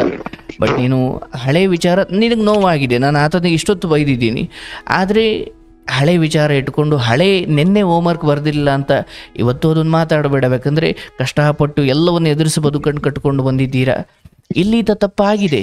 ಅವತ್ತು ಪರಿಸ್ಥಿತಿ ಹಂಗಿತ್ತೋ, ಈತನ ಕೆಟ್ಟ ಹಣೆ ಬರವೋ ಗೊತ್ತಿಲ್ಲ, ಆದರೆ ಇವತ್ತು ಆತ ಕಣ್ಣೀರಾಗ್ತಿದ್ದಾನೆ. ನನಗಿಷ್ಟು ಮಾತ್ರ ಹೇಳಬಲ್ಲೆವ, ನೀನು ಕ್ಷಮಿಸು, ನಿನ್ನ ಮಕ್ಕಳ ಜೀವನನ್ನ ಚೆನ್ನಾಗಿ ಕಟ್ಟುಕೋ. ಆ್ಯಂಡ್ ಮೂಲಭೂತವಾಗಿ ಈತನ ಆತ್ಮ ದುರಾತ್ಮ ಅಲ್ಲ, ಶುದ್ಧಾತ್ಮವೇ. ಆದರೆ ಸ್ವಲ್ಪ ಅವಕಾಶ ಕೊಟ್ಟು ನೋಡು. ನಾನು ಇಷ್ಟು ಮಾತ್ರ ಕೇಳ್ಕೊಳ್ಬಲ್ಲೇನವ, ನಿನ್ಗೆ ಆರೋಗ್ಯ ಚೆನ್ನಾಗಿ ನೋಡ್ಕೊ, ನಿನಗೆ ಭಗವಂತ ಚೆನ್ನಾಗಿ ಕಾಪಾಡಲಿ, ಮಕ್ಕಳು ಭವಿಷ್ಯ ಚೆನ್ನಾಗಿರಲಿ, ಮನೆಗೆ ಬಂದ ಖುಷಿಯಿಂದ ಮಾತಾಡಿಸು. ಏನೋ ಒಂದು ದಿವಸ ಎಷ್ಟು ದಿನ ಮುಚ್ಚಿಡ್ಬೋದವ, ಎಷ್ಟು ದಿನ ಮುಚ್ಚಿಡ್ಬೋದು, ಒಂದ್ ದಿವಸ ಗೊತ್ತಾಗ್ಲೇಬೇಕಂತದ್ದು ಏನಾದ್ರು ಇದ್ರೆ. ಮಾತಾಡಿದ್ರು ಇವ್ರು ನಾರ್ಮಲ್ ಆಗಿ ಇರಲ್ಲ ಗುರುಜಿ. ನಾನು ಎಷ್ಟೇ ಖುಷಿಯಾಗಿ ಮಾತಾಡಿದ್ರು, ನನಗೆ ಖುಷಿಯಾಗಿರ್ಬೇಕು ಅಂತ ಅನ್ಸ ಮಾತಾಡಿದ್ರು ಅವ್ರ ಲೋಕದಲ್ಲೇ ಇರ್ತಾರೆ, ಬರೀ ಫೋನಲ್ಲೇ ಇರ್ತಾರೆ. ಹೆಂಡತಿ ಜೊತೆ ಟೈಮ್ ಸ್ಪೆಂಡ್ ಮಾಡ್ಬೇಕು. ನಾನೀಗ ಅದನ್ನೆಲ್ಲ ಅವ್ರಿಗೆ ಬಿಡಿಸಿ ಹೇಳ್ತೀನಿ. ನಿನಗೆ ನಾನು ಕೈ ಮುಗಿದು ಕೇಳ್ಕೊಳ್ಳೋದವ, ಏನಾಯ್ತಲ್ಲ ಅದನ್ನ ಮತ್ತೆ ಮತ್ತೆ ನೆನಪು ನಿನ್ನ ಮನೆಯ ವಾಸ್ತುಗೃಹದಲ್ಲಿ ಆಗಬಾರ್ದು. ಅದು ನಿನಗೂ ಒಳ್ಳೇದಲ್ಲ, ನಿನ್ನ ಮಕ್ಕಳಿಗೂ ಒಳ್ಳೇದಲ್ಲ, ನಿನ್ನ ಸಂಸಾರಕ್ಕೂ ಒಳ್ಳೇದಲ್ಲ. ಏನಾಗಿದೆಯೋ ಅದು ಅಕ್ಷಮ್ಯ ಅಪರಾಧ, ನನಗೆ ಅರಿವಿದೆ. ಆದರೆ ನೀನೊಂದು ಹೆಣ್ಣಾಗಿ ಕ್ಷಮೆಯ ಧರಿತ್ರಿ. ನೀನವತ್ತು ಅಮ್ಮನಿಗೆ ಜಗಳ ಮಾಡಿಕೊಂಡು ಬಂದು 2 ವರ್ಷ ಮದುವೆಗೆ ಮುಂಚೆ ಈತನ ಜೊತೆ ಇದ್ದಲ್ಲವ? ಅದಾದ ಮೇಲೆ ಒಬ್ಬ ತಾಯಿ ನಿನ್ನನ್ನು ಕ್ಷಮಿಸಿದ್ದಾರೆ ಅನ್ನೋದು ಸತ್ಯ ಅಲ್ವಾ? ಅಂಥದ್ದೊಂದು ಘೋರವಾದ ಕ್ಷಮೆ ಅವತ್ತು ನಿನಗೆ ಸಿಕ್ಕಿದೆ ಅನ್ನೋದಾದರೆ ಇವತ್ತಿಂಥದ್ದೊಂದು ಕ್ಷಮೆಯನ್ನು ಕೊಡಬಹುದು ಅಂತ ನಾನು ಅಂದ್ಕೊಳ್ತೀನಿ. ಇಲ್ಲ ನಾನು ಹೆಂಗೇ ಇರ್ತೀನಿ, ನಾನು ಹಠ ಮಾಡ್ತೀನಿ, ಫೈನ್, ಕೃಷ್ಣ ಅದಕ್ಕೆ ಉತ್ತರ ಕೊಡ್ತಾನೆ. ಬಟ್ ನಿನಗೆ ನಾನು ಈ ದಿನ ಗೊತ್ತಿಲ್ಲ ಯಾಕೆ ಅಕಸ್ಮಾತಾಗಿ ನನ್ನ ಕಾರ್ಯಕ್ರಮ ನನ್ನ ಆಶ್ರಮದಲ್ಲಿ ಬಂದು ನೀನು ಮಾತಾಡ್ತಿದ್ದೀಯವ, ನಾನು ಹಾರೈಸ್ತೀನಿ, ಆತನಿಗೂ ನಾನು ಬುದ್ಧಿ ಹೇಳ್ತೀನಿ. ನೀನು ಹಳೆಯದನ್ನು, ಅದು ಎಂಥದ್ದೇ ಪರಿಸ್ಥಿತಿ ಬರಲಿ, ಹಳೆಯದನ್ನು ಅವತ್ತು ನೀನು ಹಂಗೆ ಹೋಗಿದ್ದೆ, ಅವಳ ಜೊತೆ ಹೋಗಿದ್ದೆ, ನಾಳೆ ಇವತ್ತು ಹೋಗ್ತಿರ್ಬೋದು, ನನಗೆ ಗೊತ್ತಿಲ್ಲದೆ ಇರ್ಬೋದು, ನಿನ್ನ ಬಾಯಾರೆ ಇದು ಬರಲೇಬೇಡ್ದವ, ಮಾಡ್ದವನು ಪಾಪ ಮಾಡ್ದವನು ತಿಂದ್ಕೊಳ್ಳಿ. ನೀವು ಆಡಿ ಹಾಕಿ ನೀವು ಪಾಪಿಗಳಾಗ್ತೀರಾ? ಅದಕ್ಕೆ ಹಿರಿಯರು ಹೇಳ್ತಾರೆ, ಮಾಡ್ದವ್ರ ಪಾಪ ಆಡದವ್ರ ಬಾಯಿಗೆ ಅಂತ, ಹೌದಲ್ಲ? ಆರೋಗ್ಯ ಚೆನ್ನಾಗಿ ನೋಡ್ಕೋ. ಅವ್ರ ಹತ್ರ ನನ್ನ ನಂಬರ್ ಇಸ್ಕೊಳ್ಳವ, ಆತ ಏನಾದ್ರೂ ತಕರಾರು ಮಾಡಿದ್ರೆ ನನಗೆ ಹೇಳು. ನಿನ್ನ ಬದುಕು ಚೆನ್ನಾಗಿರ್ಲಿ, ನಾನು ಆತನ ಜೊತೆ ಮಾತಾಡ್ತೀನಿ ತಾಯಿ, ನಿನ್ಗೆ ಒಳ್ಳೇದಾಗ್ಲವ. ಸರಿ ಗುರುಜಿ, ಆಯ್ತು. ಹಲೋ, ನಮಸ್ತೆ. ನೋಡಪ್ಪ, ಈಗ ಆಕೆ ನನ್ನ ಶಕ್ತಿಯಿಂದ ಹೇಳ್ತೀನಪ್ಪ, ಆಕೆ ನೀನ್ ಹೇಳ್ತಿರೋಷ್ಟು ಕ್ಷಮಿಸದಷ್ಟು ಕೆಟ್ಟ ಹೆಣ್ಣು ಆಕೆ ಅಲ್ಲ. ನೀನ್ ಯಾಕಪ್ಪ ಫೋನು, ಈ ಮದ್ವೆ ಆಗಿರೋದು ಹೆಂಡತಿನೋ ಫೋನ್ನು? ಅಂದ್ರೆ ನನ್ ಕೆಲ್ಸ ಬಿಸಿಲಿ ವಸ್ತಿನ ಒಳಗಡೆ ಬಂದಾಗ ಕೆಲ್ಸ ಬರಬಾರ್ದು. ಆಕೆ ಹೇಳ್ತಿರೋದು ಕೆಲ್ಸದ ಜಾಗದಲ್ಲಿ ಫೋನ್ ಬಳಸೋದು ಅಂತ ಅಲ್ಲ. ಮನೆ ಒಳಗಡೆ ಬಂದಾಗ ಬರ್ಬೇಕಾದ್ರೆ ಒಂದು ತಿಂಡಿ ತಗೊಂಡು ಬರ್ಬೇಕು, ಕೂತ್ಕೊಂಡು ಊಟ ಮಾಡಬೇಕು. ಯಾಕೆ ನೀವು ಎಷ್ಟು ದಿನ ಬದುಕ್ತೀರಿ? ಹಿಂಗೆಲ್ಲ ಆಡ್ತಾ ಇದ್ದೀರಿ ನೀವು. ಅರೆ ನಾಳೆ ಏನು ಅಂತ ನಮಗೆ ಗೊತ್ತಿಲ್ಲ ಸರ್, ನೀವು ದೊಡ್ಡವರಿದ್ದೀರಿ. ನಾನು ನಿಮಗೆ ಕೈ ಮುಗಿದು ಕೇಳ್ಕೊಳ್ತೀನಿ, ಇಲ್ಲಿ ನಿಮ್ಮ ಮಕ್ಕಳು, ನಿಮ್ಮ ಹೆಂಡತಿ ನಿಮ್ಮ ಪಾಲಿಗೆ ವರವಾಗಿ ಬಂದಿದ್ದಾರೆ. ನಾನು ಭರವಸೆ ಕೊಡ್ತೀನಿ, ಇವತ್ತು ನನ್ನ ಹೆಂಡತಿ ಈಗ ಮೋಸ ಮಾಡಿ ನನ್ನ ಜೀವನ ಹಾಳು ಮಾಡಿಬಿಟ್ಲು ಅನ್ನೋ ಎಷ್ಟು ಪುರುಷರು ಇವತ್ತು ಬದುಕು ನಾನು ನೋಡ್ತಾ ಇದ್ದೀನಿ. ಅಂಥದ್ರಲ್ಲಿ ನಿಮ್ದೆಲ್ಲ ಉಲ್ಟ. ಇಂಥವ್ರು ನೋಡಿ ಹೇಳೋದು, ನಿಯತ್ತಾಗಿರೋ ಹೆಣ್ಮಕ್ಳಿಗೆ ಕಾಲ ಇಲ್ಲ ಅಂತ. ನೀವಂಥದ್ದೇನೋ ಮಾಡ್ತಾ ಇದ್ದೀರಾ ತಪ್ಪು ಅಂತ ನಾನು ಹೇಳ್ತಾ ಇಲ್ಲ.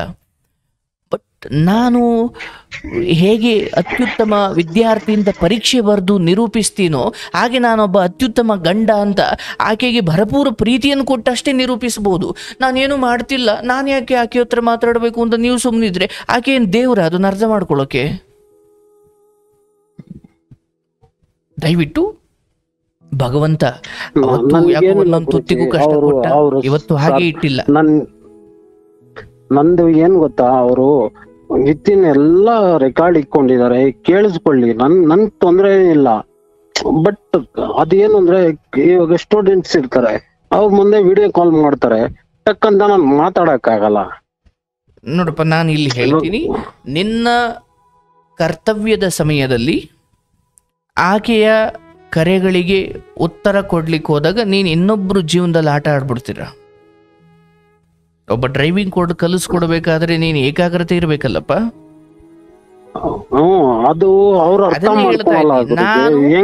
ನೀವು ಕರ್ತವ್ಯದಲ್ಲಿರೋ ಸಮಯದಲ್ಲಿ ಆಕೆ ಹೇಳ್ದಂಗೆ ಕೇಳಬೇಕು ಅನ್ನೋದನ್ನ ನಾನು ಒಪ್ಪಲ್ಲ. ಅದೇ ಮಾಡೋದು. ಅವರು ಮಾತಾಡ್ಬೇಕು.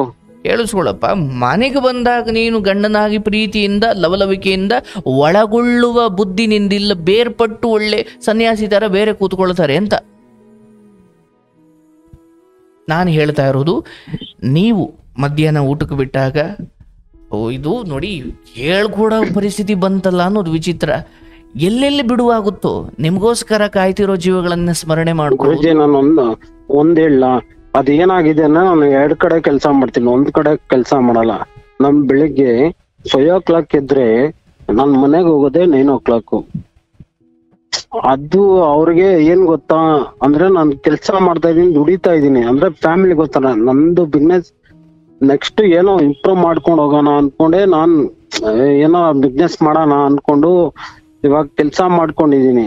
ನೋಡಪ್ಪ, ನನ್ಗೆ ಅರ್ಥವಾಯ್ತು. ನೀವು ಒಂದು ಕಡೆ ಅಲ್ಲ 5 ಕಡೆ ಕೆಲಸ ಮಾಡಪ್ಪ. ಮಾಡ್ತಿರೋದು ನಿನ್ ಸಂಸಾರಕ್ಕೆ, ಬೇರೆ ಯಾರಿಗೂ ಅಲ್ಲ. ಹೌದಲ್ಲಪ್ಪ? ಹೌದು.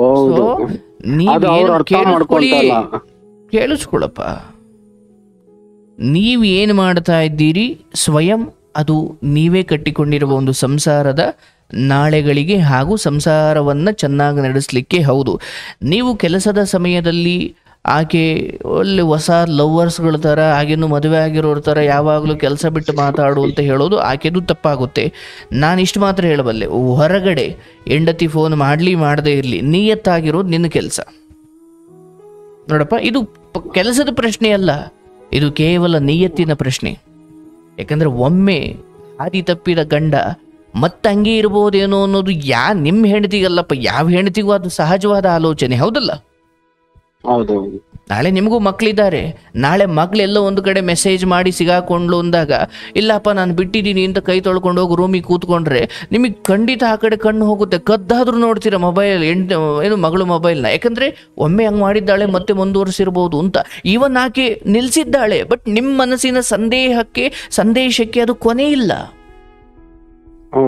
ಹಾಗಾಗಿ ನಿಮ್ಮ ಸಂದೇಹ, ನಿಮ್ಮ ಹೆಂಡತಿ ಚಿಕ್ಕದಾಗ ಅಂಥದ್ದೇನೋ ತಪ್ಪು ಮಾಡಿದ್ರೆ ನಿಮಗೆ ಹೃದಯ ಹೊಡಿತಿತ್ತೋ ಇಲ್ವೋ? ಹಾಗಾಗಿ ಈ ಸಮಯದಲ್ಲಿ ಆಕೆ ಏನಂದ್ರೂ ಕೂಡ, ಅಯ್ಯೋ ನಾನು ಈ ಹಿಂದೆ ಅಕಸ್ಮಾತಾಗಿ ಮಾಡಿದ ತಪ್ಪಿಗೆ ಭಗವಂತ ಹೆಂಡತಿಯ ಮೂಲಕ ಶಿಕ್ಷೆ ಕೊಡಿಸ್ತಿದ್ದಾನೆ, ಕಠಿಣ ಮಾತುಗಳಿಂದ ಸಂಶಯ ಬುದ್ಧಿ ನನಗೆ ಶಿಕ್ಷೆಯೇ ಹೊರತು ಅದು ಹೆಂಡತಿಯ ಮೂಲ ಬುದ್ಧಿ ಅಲ್ಲ. ಹೌದಲ್ಲ? ದೇವರೇ ಬಂದು ತ್ರಿಶೂಲ ಇಟ್ಕೊಂಡು ಕೊಲ್ಲೋಕ್ಕಾಗಲ್ಲ ಈ ಕಲಿಯುಗದಲ್ಲಿ. ನಿಮ್ಮವರಿಂದಲೇ ನಿಮಗೆ ಕಠಿಣ ಮಾತುಗಳನ್ನಾಡಿಸಿ ನೋವು ಕೊಡ್ತಾನೆ. ನಮ್ಮ ಮಾಡಿರೋ ಪಾಪಕ್ಕೆ ಇದೆ. ಅದನ್ನು ಬಿಟ್ಟು ಹೆಂಡತಿ ಇಂಥ ಬಯ್ಯೋ ಸ್ವಭಾವ, ಸಂಶಯದ ಸ್ವಭಾವ ಇಲ್ಲಿಲ್ವಲ್ಲಪ್ಪ. ಇಂಥದ್ದೇನೋ ದುರ್ಬುದ್ಧಿ ಗೊತ್ತಾಗೋವರೆಗೂ ಹೆಂಡತಿ ದೇವ್ರಂತೆ ಇದ್ಲಲ್ಲಪ್ಪ. ಹೌದು. ಹಾಗಾಗಿ ಇದನ್ನ ಹೆಂಡತಿಯ ವಿಚಿತ್ರ ವರ್ತನೆ ಅಂದ್ಕೊಳ್ಬೇಡಪ್ಪ. ನೀನು ಈ ಪೂರ್ವದಲ್ಲಿ ಏನು ಮಾಡಿಕೊಂಡೋ ಗೊತ್ತಿಲ್ಲದೇನೆ ಅದಕ್ಕೆ ಒಂದು ಅರೆ ದಿನಗಳು, ಒಂದಷ್ಟು ಗಳಿಗೆ, ಒಂದಷ್ಟು ದಿನಗಳವರೆಗೂ ಇದು ಇರುತ್ತೆ. ನಿನ್ನ ಹೆಂಡತಿ ನಿನ್ನ ಕರ್ಮದ ಫಲವಾಗಿದ್ದಾಳೆ ಹೊರತು ಹೆಂಡತಿಯಾಗಿ ಸ್ವಯಂ ಆಕೆ ಏನು ಮಾಡ್ತಾ ಇಲ್ಲ. ಅದೊಂದಷ್ಟು ಗಳಿಗೆ ಇರುತ್ತೆ, ಆಮೇಲೆ ಹೋಗುತ್ತೆ. ಬಟ್ ಇಲ್ಲಿ ಸಹಿಸ್ಕೋ, ಸಹನೆ.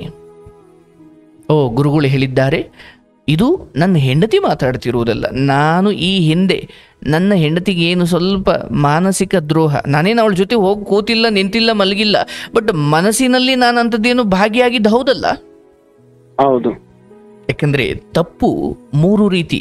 ಮಾತಿನ ಮೂಲಕ ತಪ್ಪಾಗುತ್ತೆ, ದೇಹದ ಮೂಲಕ ತಪ್ಪಾಗುತ್ತೆ, ಮನಸ್ಸಿನ ಮೂಲಕ ತಪ್ಪಾಗುತ್ತೆ. ಅಂದ್ರೆ ವಾಚಿಕ ಕರ್ಮ, ದೈಹಿಕ ಕರ್ಮ, ಮಾನಸ ಕರ್ಮ ಅಂತ 3 ಕರ್ಮಗಳಿದ್ದಾವೆ. ನಿನ್ನದು ಮಾನಸ ಕರ್ಮ. ಅಂದ್ರೆ ನಾನು ಹೋಗಿ ಮಲಗಿಲ್ಲ ಬಟ್ ಮಾತಾಡಿದ್ದ ಹೌದು. ಅಂದ್ರೆ ವಾಚಿಕ ಕರ್ಮ, ಮಾನಸಿಕ ಕರ್ಮ ಎರಡನ್ನೂ ನೀನು ಮಾಡಿದ್ದೀಯ, ಹೌದಲ್ಲಪ್ಪ? ಹೌದು. ಅದಕ್ಕೆ ಫಲ ಸಿಗ್ತಾ ಇದೆ. ಹಾಗಾಗಿ ಇದನ್ನು ಅನ್ಯತಾ ಭಾವಿಸ್ಬೇಡಪ್ಪ. ನೀನು ಹೆಂಡತಿ ಮಕ್ಕಳು ಚೆನ್ನಾಗಿರ್ಲಿಕ್ಕೆ ಈ ಸಮಯದಲ್ಲಿ ಸ್ವಲ್ಪ ಸಹನೆ ಮಾಡ್ಕೊಳ್ಳೋದು ಅನಿವಾರ್ಯ. ಮನೆಗೆ ಹೋದಾಗ ಫೋನೆಲ್ಲ ಸೈಡಲ್ಲಿ ಬಿಸಾಕಿ, ಇಲ್ಲ ಕಣೆ ಮಧ್ಯಾಹ್ನ ಹಿಂಗೆ ಆಯಿತು ಅದಕ್ಕೆ ಫೋನ್ ಎತ್ತಲಿಲ್ಲ ಅಂತ ನೀವು ಪುಸಲಾಯಿಸಬೇಕು. ನೀವು ಖುಷಿಯಿಂದ ಇರಬೇಕು. ನಿಮ್ಮೊಳಗಡೆ ನಿಯತ್ತಿದ್ರೆ ಭಗವಂತನೇ ದಾರಿ ತೋರಿಸ್ತಾನೆ. ಹೊರಗಡೆ ನೀವು ಬೇರೆ ಬೇರೆ ಕಡೆ ತಪ್ಪು ಕೆಲಸ ಮಾಡಿದರೆ, ಅಕಸ್ಮಾತ್ ಮನೆಯಲ್ಲೂ ಕೂಡ ಹೆಂಡತಿ ಮುಂದೆ ನಿಲ್ಲುವ, ಫೋನಿಗೆ ಲಾಕ್ ಇಡುವ ಇದೆಲ್ಲ ಅವಶ್ಯಕತೆ ಇಲ್ಲ, ಹೌದಲ್ಲ? ಇಲ್ಲ ಇಲ್ಲ, ಲಾಕೆ ಇಟ್ಟಿಲ್ಲ. ಇಷ್ಟು ಮಾಡ್ಕೊಂಡು ಹೋಗಿ ಅದಕ್ಕೆ ನೋಡ್ಲೇಬೇಕು ಅಂತಲೇ ಲಾಕೆ ಇಟ್ಟಿಲ್ಲ ನಾನು. ತೊಂದರೆ ಇಲ್ಲ, ಸರಿ ಹೋಗುತ್ತಪ್ಪ. ಆಕೆಗೂ ಯಾವುದೋ ಅಂಥದ್ದೇನು ಸದುದ್ದೇಶ ಇಲ್ಲದೆ ನೀವಿಬ್ಬರು ಇಲ್ಲಿ ಬಂದು ಮಾತಾಡ್ಲಿಕ್ಕೆ ಆಗಲ್ಲಪ್ಪ. ದೇವ್ರು ನಿಮ್ಗೆ ಒಳ್ಳೇದು ಮಾಡ್ತಾನೆ. ಭಗವಂತ ನಿಮ್ಮನ್ನು ಅವತ್ತಿಂದಲೂ ಕೈ ಹಿಡ್ಕೊಂಡು ನಡೆಸ್ಕೊಂಡು ಬಂದಿದ್ದಾನೆ. ಬಟ್ ನಿಮ್ಮ ಸ್ವಯಂಕೃತ ಅಪರಾಧಗಳಿಂದ ನೀವು ಪಾತಾಳಕ್ಕೆ ಹೋಗ್ತೀರಾ ಅಂದ್ರೆ ಅದು ಭಗವಂತ ಹೊಣೆ ಅಲ್ಲ, ಹೌದಲ್ಲ? ಹಾಗಾಗಿ ನಿಮ್ಮ ಕೆಲಸದ ಜಾಗದಲ್ಲಿ, ಕೆಲಸದ ವೇಳೆಯಲ್ಲಿ ಹೆಂಡತಿಗೆ ಬೇಕಾದಾಗೆಲ್ಲ ನೀವು ಮಾತಾಡ್ಲಿಕ್ಕೆ ಆಗದೆ ಇರಬಹುದು. ಬಟ್ ಯಾಕೆ ಮಾತಾಡೋಕೆ ಆಗ್ಲಿಲ್ಲ ಅಂತ ಅದಾದ್ಮೇಲೆ ಬಿಡುವಾದ್ಮೇಲೆ ನೀವು ಆಕೆಗೆ ಹೇಳ್ಬೋದಲ್ಲ. ಆಕೆಯ ಪ್ರೀತಿ ಅನುಮಾನದಂತೆ ಕಾಣ್ತಾ ಇದೆ. ಹಂಗ ಅನುಮಾನ ಬರ್ಲಿಕ್ಕೂ ಏನು ಆಕೆ ಸ್ವಯಂ ಸೃಷ್ಟಿ ಮಾಡ್ಕೊಂಡಿದ್ದಲ್ಲ.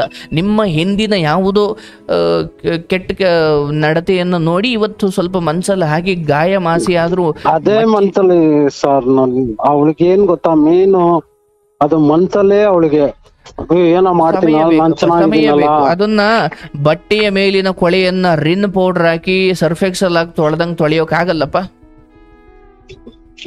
ನಿನಗ ನಿಮ್ ಪಾರ್ಟ್ನರ್ ಮೋಸ ಮಾಡಿದ್ದು ಇನ್ನು ನಿಮ್ಮ ಹೆದೆಯಲ್ಲಿ ಇದೆ ತಾನೆ.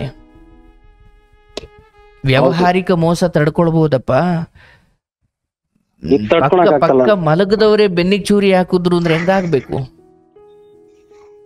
ನೀವೇನು ಹೇಳ್ಬಿಡ್ತೀರೋ, ಅಯ್ಯೋ ಆಕೆ ಮರಿತಾ ಇಲ್ಲ, ಸಂಶಯ ಪಡ್ತಾಳೆ, ಸುಲಭ ಅಲ್ಲ ಅದು.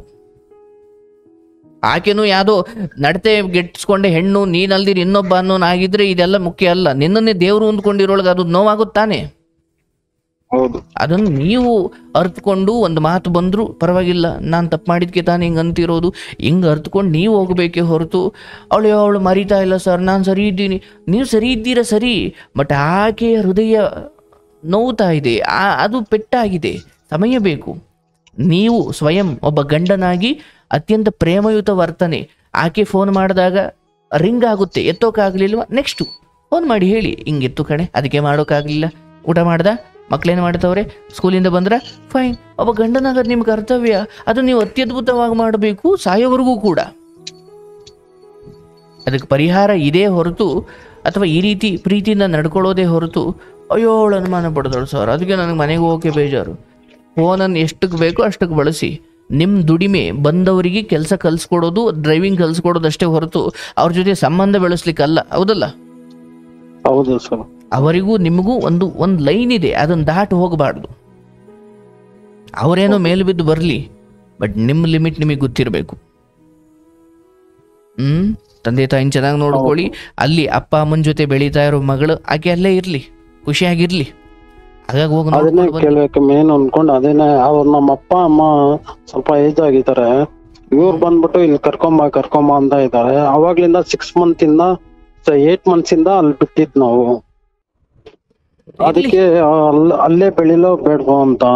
ನೋಡಪ್ಪ, ಇಲ್ಲಿ ಆಕೆಗೆ ಎಷ್ಟು ವರ್ಷ? ಇವಾಗ ಬಂದು ಒಂದ್ 7 ವರ್ಷ ಆಗಿದೆ. ಕರ್ಕೊಂಡು ಬರುವುದಾದ್ರೆ 1 ವರ್ಷದ ಒಳಗಡೆ ಕರ್ಕೊಂಡು ಬರಬೇಕು. ಇಲ್ಲ, ನನ್ನ ವಿಚಾರ ಏನಂದ್ರೆ ನಿಮ್ಮ ತಂದೆ ತಾಯಿಗೆ ಈ ಸಮಯದಲ್ಲಿ ಅಂದ್ರೆ ಮಗುಗೆ ಇಷ್ಟ ಇಲ್ಲಿ ಬರಕ್ಕೆ, ಬಟ್ ನಮ್ಮಪ್ಪ ಅಮ್ಮ ಒಂದ್ ಸ್ವಲ್ಪ ಏಜ್ ಆಗಿದಾರಲ್ಲ, ನಾನ್ ಬೆಳ್ಸಿದೀನಿ. ಅದೇ ನಾನು ಹೇಳ್ತಿರೋದು. ಒಂದು ಆ ಮಗುಗೆ ಇಷ್ಟ ಇಲ್ಲಿಗೆ ಬರ್ಲಿಕ್ಕೆ ಇರ್ಬೋದು, ಬಟ್ ಅಜ್ಜಿ ತಾತನ ಪ್ರೀತಿ ಅಥವಾ ಅಂಥದ್ದೊಂದು ಹಳ್ಳಿಯ ಸೊಗಡಲ್ಲಿ ಬೆಳೆಯೋ ಅವಕಾಶ ಒಂದು ಮಗುವಿಗಾದ್ರೂ ಸಿಗ್ಬೇಕಲ್ಲಪ್ಪ. ಹೌದು. ಹಾಗಾಗಿ ನಿನ್ನ ಹೆಂಡತಿಯನ್ನ ವಾರ ವಾರ ಹೋಗ್ತಿರೋ, ತಿಂಗಳ ಹೋಗ್ತಿರೋ, ಸಂಪರ್ಕ ಇಟ್ಕೊಳ್ಳಿ, ಮಾತಾಡಿ. ಬಟ್ ಅಜ್ಜಿ ತಾತನಿಗೆ ಅವ್ರು ಇವತ್ತು ಸೇವೆ ಮಾಡಬೇಕು. ಇಲ್ಲ ಯಾರೋ ಒಬ್ರು ಅಂದ್ರೆ ಆ ವಿಷಯದಲ್ಲಿ ಇವರು ಆಪೋಸಿಟ್ ಇದ್ದಾರಲ್ಲೇ. ನಾನು ಅದೆಲ್ಲ ಹೇಳಕ್ ಹೋಗಿಲ್ಲ. ಒಂದು ಸರಿ ಮಾಡಿದ್ರು ಒಂದು ವಿಚಿತ್ರ ಬದುಕೆ ಹಾಗೆ. ಹೌದು. ಏನ್ ಮಾಡೋದು? ಒಂದು ಅರ್ಥ ಮಾಡ್ಕೊಳ್ಳಪ್ಪ, ಯಾವುದೇ ಪರಿಸ್ಥಿತಿ ಬರಲಿ, ನಿನ್ನ ತಂದೆ ತಾಯಿಗೆ ಪರವಾಗಿಲ್ಲ, ಕಡೆಗೆ ಎಲ್ಲರನ್ನೂ ವಿರುದ್ಧ ಹಾಕೊಂಡ್ರು ಪರವಾಗಿಲ್ಲ, ತಂದೆ ತಾಯಿಗೆ ತುಂಬಾ ಅವ್ರ ಕೈಲಿ ಆಗ್ತಾನೆ ಇಲ್ಲ ಅನ್ನೋ ಪರಿಸ್ಥಿತಿಗೆ ಏನೋ ಒಂದು ವ್ಯವಸ್ಥೆ ನೀನು ಅವ್ರು ಮಾಡ್ಕೊಡ್ಬೇಕು. ಇಲ್ಲ ಅಲ್ಲಿ ನಾನಿಲ್ಲ ಅಂದ್ರೆ ಅದೇ ನಮ್ಮ ಅಕ್ಕ ಈ ತರ ಓಡೋದ್ರು. ಇವಾಗ ಅವ್ರ ಗಂಡನು 4 ತಿಂಗಳ ಮುಂಚೆ ಸತ್ತೋಗ್ಬಿಟ್ರು. ಅವರು ಇವಾಗ ನಮ್ಗೆ ನ್ಯೂಸ್ ಗೊತ್ತಾಗಿದ್ದು. ಅವಳಿಗೂ ಬಂದು 4 ತಿಂಗಳ ಮುಂಚೆ ಕಾಲ್ ಮಾಡಿ ಹೇಳಿದ್ರು, ಅವ್ರ ಅತ್ತೆ ಅಂತೆ ಕಾಲ್ ಮಾಡಿ ಹೇಳಿದಾರಂತೆ. ಅದನ್ನೇ ಆ ಮಗಳನು ನಾವೇ ಸಾಕಿರೋದು. ಆಕ್ಚುಲಿ ಆ ಮಗುನು ಅಲ್ಲೇ ಓದ್ತಾ ಇರೋದು, ಇಬ್ರು ಜೊತೆಲೆ ಓದ್ತಾ ಇರೋದು. ಒಂದ್ ಕೆಲ್ಸ ಮಾಡಪ್ಪ, ನಿಮ್ಮ ಅಕ್ಕನ ಮಗಳು ಅಲ್ಲಿರ್ಲಿ, ನಿನ್ನ ಮಗಳಿಗೆ ಎಲ್ಲಿ ಇಷ್ಟ ಇದೆಯೋ ಅಲ್ಲಿಗೆ ಆಕೆಯನ್ನು ಕರ್ಕೊಂಡು ಬನ್ನಿ. ಬಟ್ ಈಗ ಆಕೆ ಇಷ್ಟ ಪ್ರಕಾರದ ಕುಣಿಯೋಕಲ್ಲ ನೀವಿರೋದು. ನೀವು ಹೇಳ್ದಂಗೆ ಸ್ವಲ್ಪ ಆಕೆ ಕೇಳಬೇಕು. ಆಕೆಗೆ ಇಲ್ಲಿ ಇಷ್ಟ, ಅಲ್ಲಿ ಇಷ್ಟ, ಇಲ್ಲಿ ಇಷ್ಟ. ತಂದೆ ತಾಯಿ ನೀವು ಪೋಷಕರು ಅಂದ್ರೆ ಅದ್ರ ಸ್ಥಾನದ ಬೇರೆದು. ಅವ್ರು ಹೇಳ್ದಂಗೆಲ್ಲ ಕೇಳ್ಕೊಂಡು ಹೋಗಕ್ಕಲ್ಲ. ಅದಕ್ಕೆ ಗುರುಜಿ ನಿಮ್ಮ ಹತ್ರ ಒಂದ್ಸತಿ ಕೇಳ್ಬೇಕು ಇದೆಲ್ಲ ಮಾತು. ಸೊ ಈ ವಿಚಾರದಲ್ಲಿ ಇಲ್ಲಾದ್ರೂ ಬೆಳೆಸಿ, ಅಲ್ಲಾದ್ರೂ ಬೆಳೆಸಿ, ಬಟ್ ಅಲ್ಲಿ ಆಪ್ಷನ್ ಇದೆ ಅಂತ ಈಗ ನೀವೇ ಹೇಳಿದ್ರಿ. ಅಂದ್ರೆ ಅಕ್ಕನ ಮಗಳು ಏನೋ ಮಗಳು ಅವಳು ಇಬ್ರು ಜೊತೆಲೆ ಇರ್ಬೇಕು ಅಂತ. ನನ್ ಮಗಳಿಗೂ ಇಲ್ಲಿ ಬಂದ್ರೆ 1-2 ದಿವಸ ಬಿಟ್ರು ಅಲ್ಲ ತಾತ ಅಜ್ಜಿನ ಯಾರು ನೋಡ್ಕೊಂತಾರ ಅಂತ ಕೇಳ್ತಾಳೆ ಅವಳನ್ನ. ನೀನು ನೋಡ್ಕೊಳಲ್ಲ ನನ್ ಮಗಳು, ತಾತ ಅಜ್ಜಿನ ಯಾರು ನೋಡ್ಕೊಂತಾಳೆ? ಅವ್ರು ನನ್ ವೈಫ್ ಈ ತರ ಬಂದಿ ಇಲ್ಲ ಓದಿಸ್ಬೇಕು ನಾನು ಹಂಗೆ ಅಂದ್ಕೊಂಡು ಅವ್ರು ಅಲ್ಲಿ ಓದಿಸ್ತಾ ಇಲ್ವಾ? ಅಲ್ಲಿ ಓದಿಸ್ತಾ ಇದೀವಿ. ಅಂದ್ರೆ ಇಲ್ಲಿ ಪ್ರೈವೇಟಿಗೆ ಆಗ್ಬೇಕು ಅಂತ, ನಾನ್ ಗೌರ್ಮೆಂಟ್ ಅಲ್ಲೇ ಓದ್ಲಿ ಅಂತ ನಾನು. ನೋಡಪ್ಪ, ಇಲ್ಲಿ ತೀರಾ ಹಠ ಮಾಡ್ಕೊಂಡು ಕೂತ್ಕೊಂಡ್ರೆ ಸಂಸಾರಗಳು ಹಾಳಾಗ್ತವೆ. ಸ್ವಲ್ಪ ಈ ವಿಚಾರದಲ್ಲಿ ಒಮ್ಮತಕ್ಕೆ ಬರಬೇಕು. ಇಲ್ಲೊಂದು ಮಗು ನೀವು ನೋಡ್ಕೊಳ್ತಾ ಇದ್ದೀರಾ, ಬೆಂಗಳೂರು ಪೇಟೆಯಲ್ಲಿ 2 ಮಗು ನೋಡ್ಕೊಳ್ಳೋದು ಕಷ್ಟ. ನಿಮಗೇನು ಒಂದು ಮಗು, ನೀವಿಬ್ರು ಬದುಕ್ತಾ ಇದ್ದೀರಾ, ಬದುಕಿ. ಆ ಮಗುವಿಗೆ ಯಾವತ್ತು ಇಲ್ಲಿಗೆ ಬರಬೇಕು ಅನ್ಸುತ್ತೆ, ಫೈನ್. ಬಟ್ ಅಜ್ಜಿ ತಾತನ ಹತ್ರ ನಾನು ಇರ್ತೀನಿ ಅನ್ನೋದು ಒಂದು ಮಗುವಾಗಿ ಆಕೆಯ ಸಂಸ್ಕಾರ, ಅದು ಒಳ್ಳೇದೇ. ಹೌದು. ಬಟ್ ನೀವು ಪ್ರೈವೇಟ್ ಶಿಕ್ಷಣ ಕೊಡಿಸ್ಬೇಕು, ಆಕೆಯನ್ನು ಮಾಡರ್ನೈಸ್ ಮಾಡಬೇಕು, ಬಹುಶಃ ಉದ್ದೇಶ ಅಷ್ಟು ಸರಿ ಇಲ್ಲ, ಸಮಂಜಸವಾಗಿಲ್ಲ. ಅಲ್ಲೇ ಓದ್ಲಿ, ಅಲ್ಲೇ ಅಜ್ಜಿ ತಾತನ ಜೊತೆ ಇರ್ಲಿ. ನಂದು ಅಡ್ವೈಸ್ ಏನ್ ಗೊತ್ತಾ ಗುರುಜ, ನಂದು ಅಲ್ಲಿ ಬಂದ್ಬಿಟ್ಟು ಅಲ್ಲೇ ಓದ್ಲಿ, ಆ ಮಗು ಇರತಕ ಚೆನ್ನಾಗಿ ಓದ್ಲಿ ಅಲ್ಲೇ. ಯಾಕಂದ್ರೆ ಟೀಮ್ ಲೀಡರ್ ಆಗಿದ್ದಾಳೆ ನಮ್ಮ ಅಕ್ಕ ಮಗಳು, ಅವಳು ಇಬ್ರು ಸ್ಕೂಲ್ಗೆ ಟಾಪರ್ ಅಲ್ಲಿ ಗೌರ್ಮೆಂಟ್ ಸ್ಕೂಲ್ ಅಲ್ಲಿ, ಅದರಿಂದ ಅಲ್ಲೇ ಓದ್ಲಿ ಅಂತ. ಇಲ್ಲಿ ನಮ್ಮ ಅತ್ತೆ ಮನೇಲಿ ಅರ್ಥ ಆಯ್ತು, ಇಲ್ಲೇ ಅದನ್ನ ಬಿಡಪ್ಪ, ಆಯ್ತು, ಅರ್ಥ ಆಯ್ತು. ಇದು ಸಮಾಜ ಅಥವಾ ಒಂದು ಈ ಸ್ಥಿತಿಗೆ ಬರಬಾರ್ದು ಸಮಾಜ. ಅಂದ್ರೆ ಒಂದು ಮಗು ಇಲ್ಲಿದ್ರೇನು ಅಲ್ಲಿದ್ರೇನು, ಅಯ್ಯೋ ನಮ್ಮ ಅತ್ತೆ ಮಾವ ಬಿಡಪ್ಪ ಅಲ್ಲೇ ಇರ್ಲಿ ಮಗು, ಏನ್ ನಾವು ತಗೊಂಡೋಗಿ ಜೀತಕ್ಕೆ ಬಿಟ್ಟಿದೀವ? ಇಲ್ಲ ತಾನೇ? ಅಂದ್ರೆ ಇದನ್ನ ಆಗ ನೋಡ್ಬೇಕಿದ್ದು ಹೆಣ್ಮಕ್ಳು ಯಾಕೋ ಸ್ವಾರ್ಥದಿಂದ ನೋಡ್ತಾವ್ರೆ ಎಂದಾಗ ಬೇಜಾರನ್ಸುತ್ತಪ್ಪ. ಇದು ಯಾಕೆ ಈ ಸಮಾಜ ಹಿಂಗಾಗ್ತಿದೆ ಅಂತ. ಸಮಾಜ ಸರಿ ಇದೆ, ನನ್ನ ಅತ್ತೆ ಮಾವ ನನ್ನ ಅಪ್ಪ ಅಮ್ಮನ ಸಮಾನ ಅಲ್ವಾ? ಅವ್ರೇನು ಪಾಪ ನನ್ನ ಮಗಳಿಗೆ ವಿಷ ಹಾಕ್ತಾವ್ರ? ಅವರು ಚೆನ್ನಾಗಿ ನೋಡ್ಕೊಳ್ತಾವ್ರೆ. ಜೊತೆಗೆ ನನ್ನ ಅಪ್ಪ ಅಮ್ಮನು, ನನ್ನ ಅಮ್ಮ ಇದ್ದಾರ, ನನ್ನ ಅಪ್ಪ ಇದ್ದ, ಅವ್ರ ಹತ್ರನೂ ಕಳ್ಸೋಣ, ಮಾತಾಡಿಸೋಣ. ಆದ್ರೆ ಎಲ್ಲರೂ ನಮ್ಮವ್ರೇನು ಭಾವನೆ ಬರಬೇಕಿದ್ದವ್ರು, ಇಲ್ಲ ನಮ್ಗೆ ಅಲ್ಲಿರೋದು ಬೇಡ ನಾವು ಕರ್ಸ್ಕೊಳೋಣ ಅಂದಾಗ, ಇಲ್ಲಿ ನಾನು ಏನು ತೀರ್ಮಾನ ಕೊಟ್ಟರು ಮೂಲ ಸ್ವಾರ್ಥವೇ ಹೆಂಗಿರ್ಬೇಕಾದ್ರೆ ಏನು ತೀರ್ಮಾನ ಕೆಲಸ ಮಾಡ್ತವಪ್ಪ ಅಲ್ಲಿ? ನಮ್ಮ ಅಪ್ಪ ಅಮ್ಮನೂ ಹೇಳ್ತಾ ಇದಾರೆ ಇಲ್ಲೇ ಬಂದಿರಿ, ನಮ್ಮ ಅಪ್ಪ ಅಮ್ಮನೂ ಹೇಳ್ತಾರೆ ಇಲ್ಲೇ ಬಂದಿರಿ, ನಾವು ಕಣ್ಮುಂದೆ ಇರ್ತೀವಿ, ನೀವು ಇರ್ತೀರಾ ಜೊತೆಲೆ. ಕೇಳಿಸ್ಕೊಳಪ್ಪ, ಇದು ನಾನು ತೀರಾ ಮುಂದುವರ್ಸ್ಲಿಕ್ಕೆ ಹೋಗಲ್ಲ. ನನ್ನ ಶಕ್ತಿಯಿಂದ ಹೇಳೋದಾದ್ರೆ ಆ ಹೆಣ್ಮಗಳು ಅಲ್ಲೇ ಇರ್ಲಿ. ಏನ್ ಮಾಡ್ಕೊಂಡು ಹೋಗ್ತಿದ್ದಾಳೆ ಅದಕ್ಕೆ ನೀವು ಅಡ್ಡಿ ಆಗುವುದು ಬೇಡ. ಅಜ್ಜಿ ತಾತ ಅಥವಾ ನಿಮ್ ತಂದೆ ತಾಯಿಗೆ ಈ ಸಮಯದಲ್ಲಿ ಅಟ್ಲೀಸ್ಟ್ ನೀವು ಕೊಡುವಂತ ಒಂದು ಉಡುಗೊರೆ ನಿಮ್ಮ ಮಗಳು. ಹೌದು, ಅವರ ನೆಮ್ಮದಿಗೆ ಕಾರಣವಾಗಿದ್ದಾಳೆ. ಹೌದಲ್ಲಪ್ಪ? ಹೌದು. ಹಾಗಾಗಿ ಅದಕ್ಕೆ ನೀವು ಅಡ್ಡ ಹೋಗೋದು ಬೇಡ. ನಿಮ್ದೇನೇ ತಕರಾರಿದ್ರು ನೀವು 4 ಗೋಡೆ ಒಳಗಡೆ ಕಿತ್ತಾಡ್ಕೊಳ್ಳಿ, ಹೊಡೆದಾಡ್ಕೊಳ್ಳಿ. ಬಟ್ ಆ ವಿಚಾರಕ್ಕೆ ಕೈ ಹಾಕಬೇಡಿ. ಅಂಡ್ ನಿಮ್ಮ ಹೆಂಡತಿಯನ್ನು ಅತ್ಯಂತ ಪ್ರೀತಿಯಿಂದ ನೋಡ್ಕೊಳ್ಳಿ, ಚೆನ್ನಾಗಿ ನೋಡ್ಕೊಳ್ಳಿ. ಅಂಡ್ ಆಕೆಗಿರುವ ಅಸಮಾಧಾನಗಳನ್ನೆಲ್ಲ ಪಟ್ಟಿ ಮಾಡ್ಕೊಳ್ಳಿ, ಒಂದೊಂದನ್ನೇ ನಿವಾರಿಸ್ತಾ ಬನ್ನಿ. ಸರ್, ನಿಮ್ಮ ಹೆಂಡತಿ, ನಿಮ್ಮ ಮಕ್ಕಳು, ನಿಮ್ಮ ತಂದೆ, ಇದನ್ನ ಬಿಟ್ಟರೆ ಹೊರಗಡೆ ಏನು ಸಂಬಂಧ? ಅವೆಲ್ಲ ಸುಳ್ಳು ಸರ್. ಅರ್ಥ ಆಯ್ತಲ್ಲ? ನಾಳೆ ನೀವು ಬಿದ್ದರೆ ನಿಮ್ಮ ಹೆಂಡತಿನೇ ನೋಡಬೇಕು, ನಿಮ್ಮ ಹೆಂಡತಿ ಬಿದ್ದರೆ ನೀವೇ ನೋಡಬೇಕು. ಅರ್ಥ ಆಯ್ತಲ್ಲ? ಇದಕ್ಕೆ ಇವು ಮನೆಯವ್ರ ಜೊತೆನೆ ಆ ಮನಸ್ತಾಪ ಮಾಡ್ಕೊಂಡು ತುಂಬಾ ದಿನ ನೆಮ್ಮದಿಯಾಗಿರೋಕ್ಕಾಗಲ್ಲ. ಬಿಡು, ನಂಗೆ ಹೊರಗಡೆ ತುಂಬಾ ಜನ ಅವ್ರೆ, ಹೊರಗಡೆ ಎಲ್ಲಿ ಫಾಲೋವರ್ಸ್ ಅವರ, ಅಭಿಮಾನಿಗಳು ಅವರ, ಎಲ್ಲ ಅವ್ರವ್ರ ಮನೇಲಿ ಇರ್ತಾರೆ. ನಿನಗೇನೋ ಆದಾಗ ನಿನ್ನ ಮನೆಯವರೇ ನೋಡ್ಬೇಕಲ್ಲಪ್ಪ. ಇರ್ಲಿ, ಯಾವತ್ತಾದ್ರೂ ಒಂದು ಸಾಧ್ಯ ಆದ್ರೆ ಇಬ್ರು ಆಶ್ರಮಕ್ಕೆ ಬನ್ನಿ. ಸದ್ಯಕ್ಕೆ ನಾನು ಈ ಮಗಳನ್ನ ಅಲ್ಲೇ ಇಡು ಅನ್ನೋ ತೀರ್ಪನ್ನ ಕೊಟ್ಟು, ಜೊತೆಗೆ ನಿಮ್ಮ ಹೆಂಡತಿ ವಿಚಾರದಲ್ಲೂ ಆಕೆಗೆ ಏನು ಹೇಳಬೇಕು ನನ್ನ ಮಿತಿಯಲ್ಲಿ ನಾನು ಹೇಳಿ. ಗುರುಜಿ, ನಾನು ಕೌನ್ಸಿಲಿಂಗ್ ನಿಮ್ಗೆ ಮೆಸೇಜ್ ಮಾಡಿದೆ, ನೀವು ಯಾವ್ದೋ ರಿಪ್ಲೈ ಬರ್ಲಿಲ್ಲ. ಸಮಯ ತುಂಬಾ ಜನ ಇಲ್ಲ ಕಂಪ್ಲೇಂಟ್ ಅದೇನೆ ನಿಮ್ದು. ನಾನು ತುಂಬಾ ಟೈಮ್ ಅಲ್ಲಿ ಹೇಳಿದೀನಿ, ತುಂಬಾ ಜನ ಹತ್ರನು ಕೇಳಿದೀನಿ ನಾನು, ಅದು ರಿಪ್ಲೈ ಬಂದಿಲ್ಲ. ಆಯ್ತು, ನೈಟ್ ಅಲ್ಲಿ ಕೇಳಿಸ್ಕೊಳಪ್ಪ. ಇದಾದ ತಕ್ಷಣ ಸ್ಕ್ರೀನ್ ಮೇಲೆ ಕಾಣ್ತಿರೋ ನಂಬರ್ಗೆ ನನ್ಗೊಂದು ಕೌನ್ಸಿಲಿಂಗ್ ಬೇಕು ಅಂತ ಮೆಸೇಜ್ ಮಾಡಪ್ಪ. ಅರ್ಥ ಆಯ್ತಲ್ಲ? ಅಲ್ಲಿ ತಕ್ಷಣ ನಿಮ್ಗೊಂದು ಮೆಸೇಜ್ ಬರುತ್ತೆ. ಅದರಲ್ಲಿ ಒಂದು ನಂಬರ್ ಇರುತ್ತೆ, ಲಾಸ್ಟ್ 21. ಅದಕ್ಕೆ ನೀವು ವಾಟ್ಸಪ್ ಮಾಡಿದ್ರೆ ಈ ವಿತಿನ್ 1 ವಾರದಲ್ಲಿ ನಿಮಗೆ ಕೊಡ್ತಾರೆ. ಬಟ್ ಈಗ ಸ್ಕ್ರೀನ್ ಮೇಲೆ ಅಥವಾ ನೀವು ಏನು ಫೋನ್ ಮಾಡಿದಿರೋ ಇದಕ್ಕೆ ಮೆಸೇಜ್ ಮಾಡಿದ್ರೆ ಅಪಾಯಿಂಟ್ಮೆಂಟ್ ಸಿಗಲ್ಲ. ಮೆಸೇಜ್ ಮಾಡಿ, ಬಟ್ ಅಲ್ಲಿ ನಿಮಗೊಂದು ಇನ್ನೊಂದು ನಂಬರ್ ಕೊಡ್ತಾರೆ, ಅದಕ್ಕೆ ಮಾಡಿದ್ರೆ ನಿಮಗೊಂದು ಅಪಾಯಿಂಟ್ಮೆಂಟ್ ಸಿಗುತ್ತೆ. ಇದಕ್ಕೆ ನಾನು ಮೆಸೇಜ್ ಮಾಡಬೇಕಾಗುತ್ತೆ? ಇದಕ್ಕೆ ಮಾಡಿ ತಕ್ಷಣ ನಿಮಗೆ ಅಲ್ಲಿ ಇನ್ನೊಂದು ನಂಬರ್ ಕೊಡ್ತಾರೆ, ಅದಕ್ಕೆ ಇನ್ನೊಮ್ಮೆ ವಾಟ್ಸಪ್ ಮಾಡಿ. ಆಗ ಅವ್ರು ನಿಮಗೊಂದು ಸಮಯ, ಡೇಟ್ ಅನ್ನ ಕೊಡ್ತಾರೆ. ಆ 1 ಗಂಟೆ 2 ಗಂಟೆ ನಾನು ಮಾತಾಡ್ತೀನಪ್ಪ. ನಿಮ್ಗೆ ಒಳ್ಳೇದಾಗ್ಲಿ. ಸಂಸ್ಕಾರವಂತರೇ ಇದ್ದೀರಿ, ಬಟ್ ಕೆಲವು ಚಿಕ್ಕ ಪುಟ್ಟು ಭಿನ್ನಾಭಿಪ್ರಾಯಗಳಿದ್ದಾವೆ, ಎಲ್ಲರ ಮನೆಯಲ್ಲೂ ಇದ್ದಾವಪ್ಪ. ನಮ್ಮ ಪ್ರಕರಣದಲ್ಲಿ ಏನ್ ಅನಿಸ್ತಾ? ಏನು ಇಲ್ಲ, ಬಹುಶಃ ನೀನು ಅಲ್ಲೆಲ್ಲೋ ಮಾಡ್ಕೊಂಡು ಎಡವಟ್ಟು ಇಷ್ಟೆಲ್ಲದಕ್ಕೂ ಕಾರಣ ಆಗಿದೆ. ಹೌದಲ್ಲಪ್ಪ? ಮದುವೆ ಆಗಿದ್ದು, ಪ್ರೀತಿ ಮಾಡಿದ್ದು ಅದು ಒಂದು ಕಡೆ ತಕ್ಕಡಿ ಆದ್ರೆ, ಇಲ್ಲಿ ಈಗೇನು ಸಂಶಯದ ಭೂತ ಇದೆಯಲ್ಲಪ್ಪ, ಅದು ನೀನೇ ಸೃಷ್ಟಿಸಿಕೊಂಡಿದ್ದು. ಹೌದು. ಅದಕ್ಕೆ ನಿನ್ನ ಬಳಿಯೇ ಮದ್ದಿದೆ, ಅದು ಪ್ರೇಮ ಅನ್ನೋ ಮದ್ದು. ಸ್ವಲ್ಪ ಸಹನೆಯನ್ನು ಮದ್ದು. ಕಠಿಣವಾದ ಮಾತುಗಳು ಬಂದ್ರೆ ನನ್ನ ಕರ್ಮಗಳು ಹೆಂಡತಿಯ ರೂಪದಲ್ಲಿ ನನಗೆ ಶಿಕ್ಷೆ ಕೊಡ್ತಿದ್ದಾವೆ ಹೊರತು ಹೆಂಡತಿ ತಪ್ಪಲ್ಲ ಅಂದ್ಕೊಳ್ಬೇಕು, ಹೆಂಡತಿಯನ್ನ ಪ್ರೀತಿಯಿಂದ ಕಾಣಬೇಕು ಅಷ್ಟೇ. ಅದ್ರ ಹೊರತಾಗಿ ಬೇರೆ ಏನೂ ಇಲ್ಲ. ಎಲ್ಲ ನಂದು ಏನಂದ್ರೆ ಮುಂದುವರ್ಸು. ಎಲ್ಲ ಮಾಡದೆ ಅಂದ್ರೆ ಒಂದ್ ದಿವ್ಸಕ್ಕೆ ಆಗೋದಲ್ಲ ಇದು. ಕಿತ್ಕೊಳ್ಳಿಕ್ ತುಂಬಾ ಸಮಯ ಬೇಕಿಲ್ಲ, ಬಟ್ ಆ ಮಾವಿನ ಗಿಡವನ್ನ ನೆಟ್ಟು ಹಣ್ಣು ಬಿಡ್ಲಿಕ್ಕೆ ತುಂಬಾ ವರ್ಷಗಳು ಬೇಕು, ಹೌದಲ್ಲಪ್ಪ? ಚೆನ್ನಾಗಿದ್ದನ್ನ ಕಿತ್ತಾಕ್ಬಿಟ್ಟು ಮತ್ತೆ ಬೆಳಿ ಅಂದ್ರೆ ತುಂಬಾ ಸಮಯ ಬೇಕು ಅದಕ್ಕೆ. ಇಲ್ಲ, ಇದೆಲ್ಲ ಆಗಿ ಆಲ್ಮೋಸ್ಟ್ 2 ವರ್ಷ ಆಗಿದೆ, 2-3 ವರ್ಷ ಆಗಿದೆ. ಜೀವನ ಪೂರ್ತಿ ತಗೊಂಡಿದ್ರ ನೋಡಿದೀನಪ್ಪ ನಾನು. ಏನು ವೆಹಿಕಲ್ ಟೈರ್ ಚೇಂಜ್ ಮಾಡ್ದಂಗೆ ಸುಲಭ ಅಲ್ಲ ಮನುಷ್ಯನ ಮನಸ್ಸ ಒಡೆದೋಗಿರೋದನ್ನ ಸರಿ ಮಾಡೋದು, ಹೌದಲ್ಲ? ದಯವಿಟ್ಟು ಅರ್ಥ ಮಾಡ್ಕೊಳ್ಳಿ. ನಿಮ್ಗೆ ಒಳ್ಳೇದಾಗ್ಲಿ. ಹೆಂಡತಿ ಖಂಡಿತ ನಿಮ್ಮ ಪಾಲಿಗೆ ಬಂದಿರುವ ಭಾಗ್ಯ, ಅದನ್ನ ಗೌರವಾನ್ವಿತವಾಗಿ ನಡೆಸ್ಕೊಳ್ಳಿ. ಖಂಡಿತ ನಿಮ್ಗೆ ಒಳ್ಳೇದಾಗುತ್ತೆ. ಸಾಧ್ಯವಾದ್ರೆ ಬಂದು ಭೇಟಿಯಾಗಿ ನಿಮ್ಗೆ ಒಳ್ಳೇದಾಗ್ಲಿ. ಈಶ್ವರ ನೋಡಿ, ಇಂಥ ವಿಚಾರಗಳು ಬಂದಾಗ ಆ ಹೆಣ್ಮಗಳಿಗೆ ಯಾಕಮ್ಮ ನಿನ್ನ ಗಂಡನ ಮೇಲೆ ಅನುಮಾನ ಪಡ್ತೀಯಾ, ಒಳ್ಳೇದಲ್ಲ ಕಣಮ್ಮ ಅಂತ ಹೇಳ್ಬಿಡ್ಬೋದು.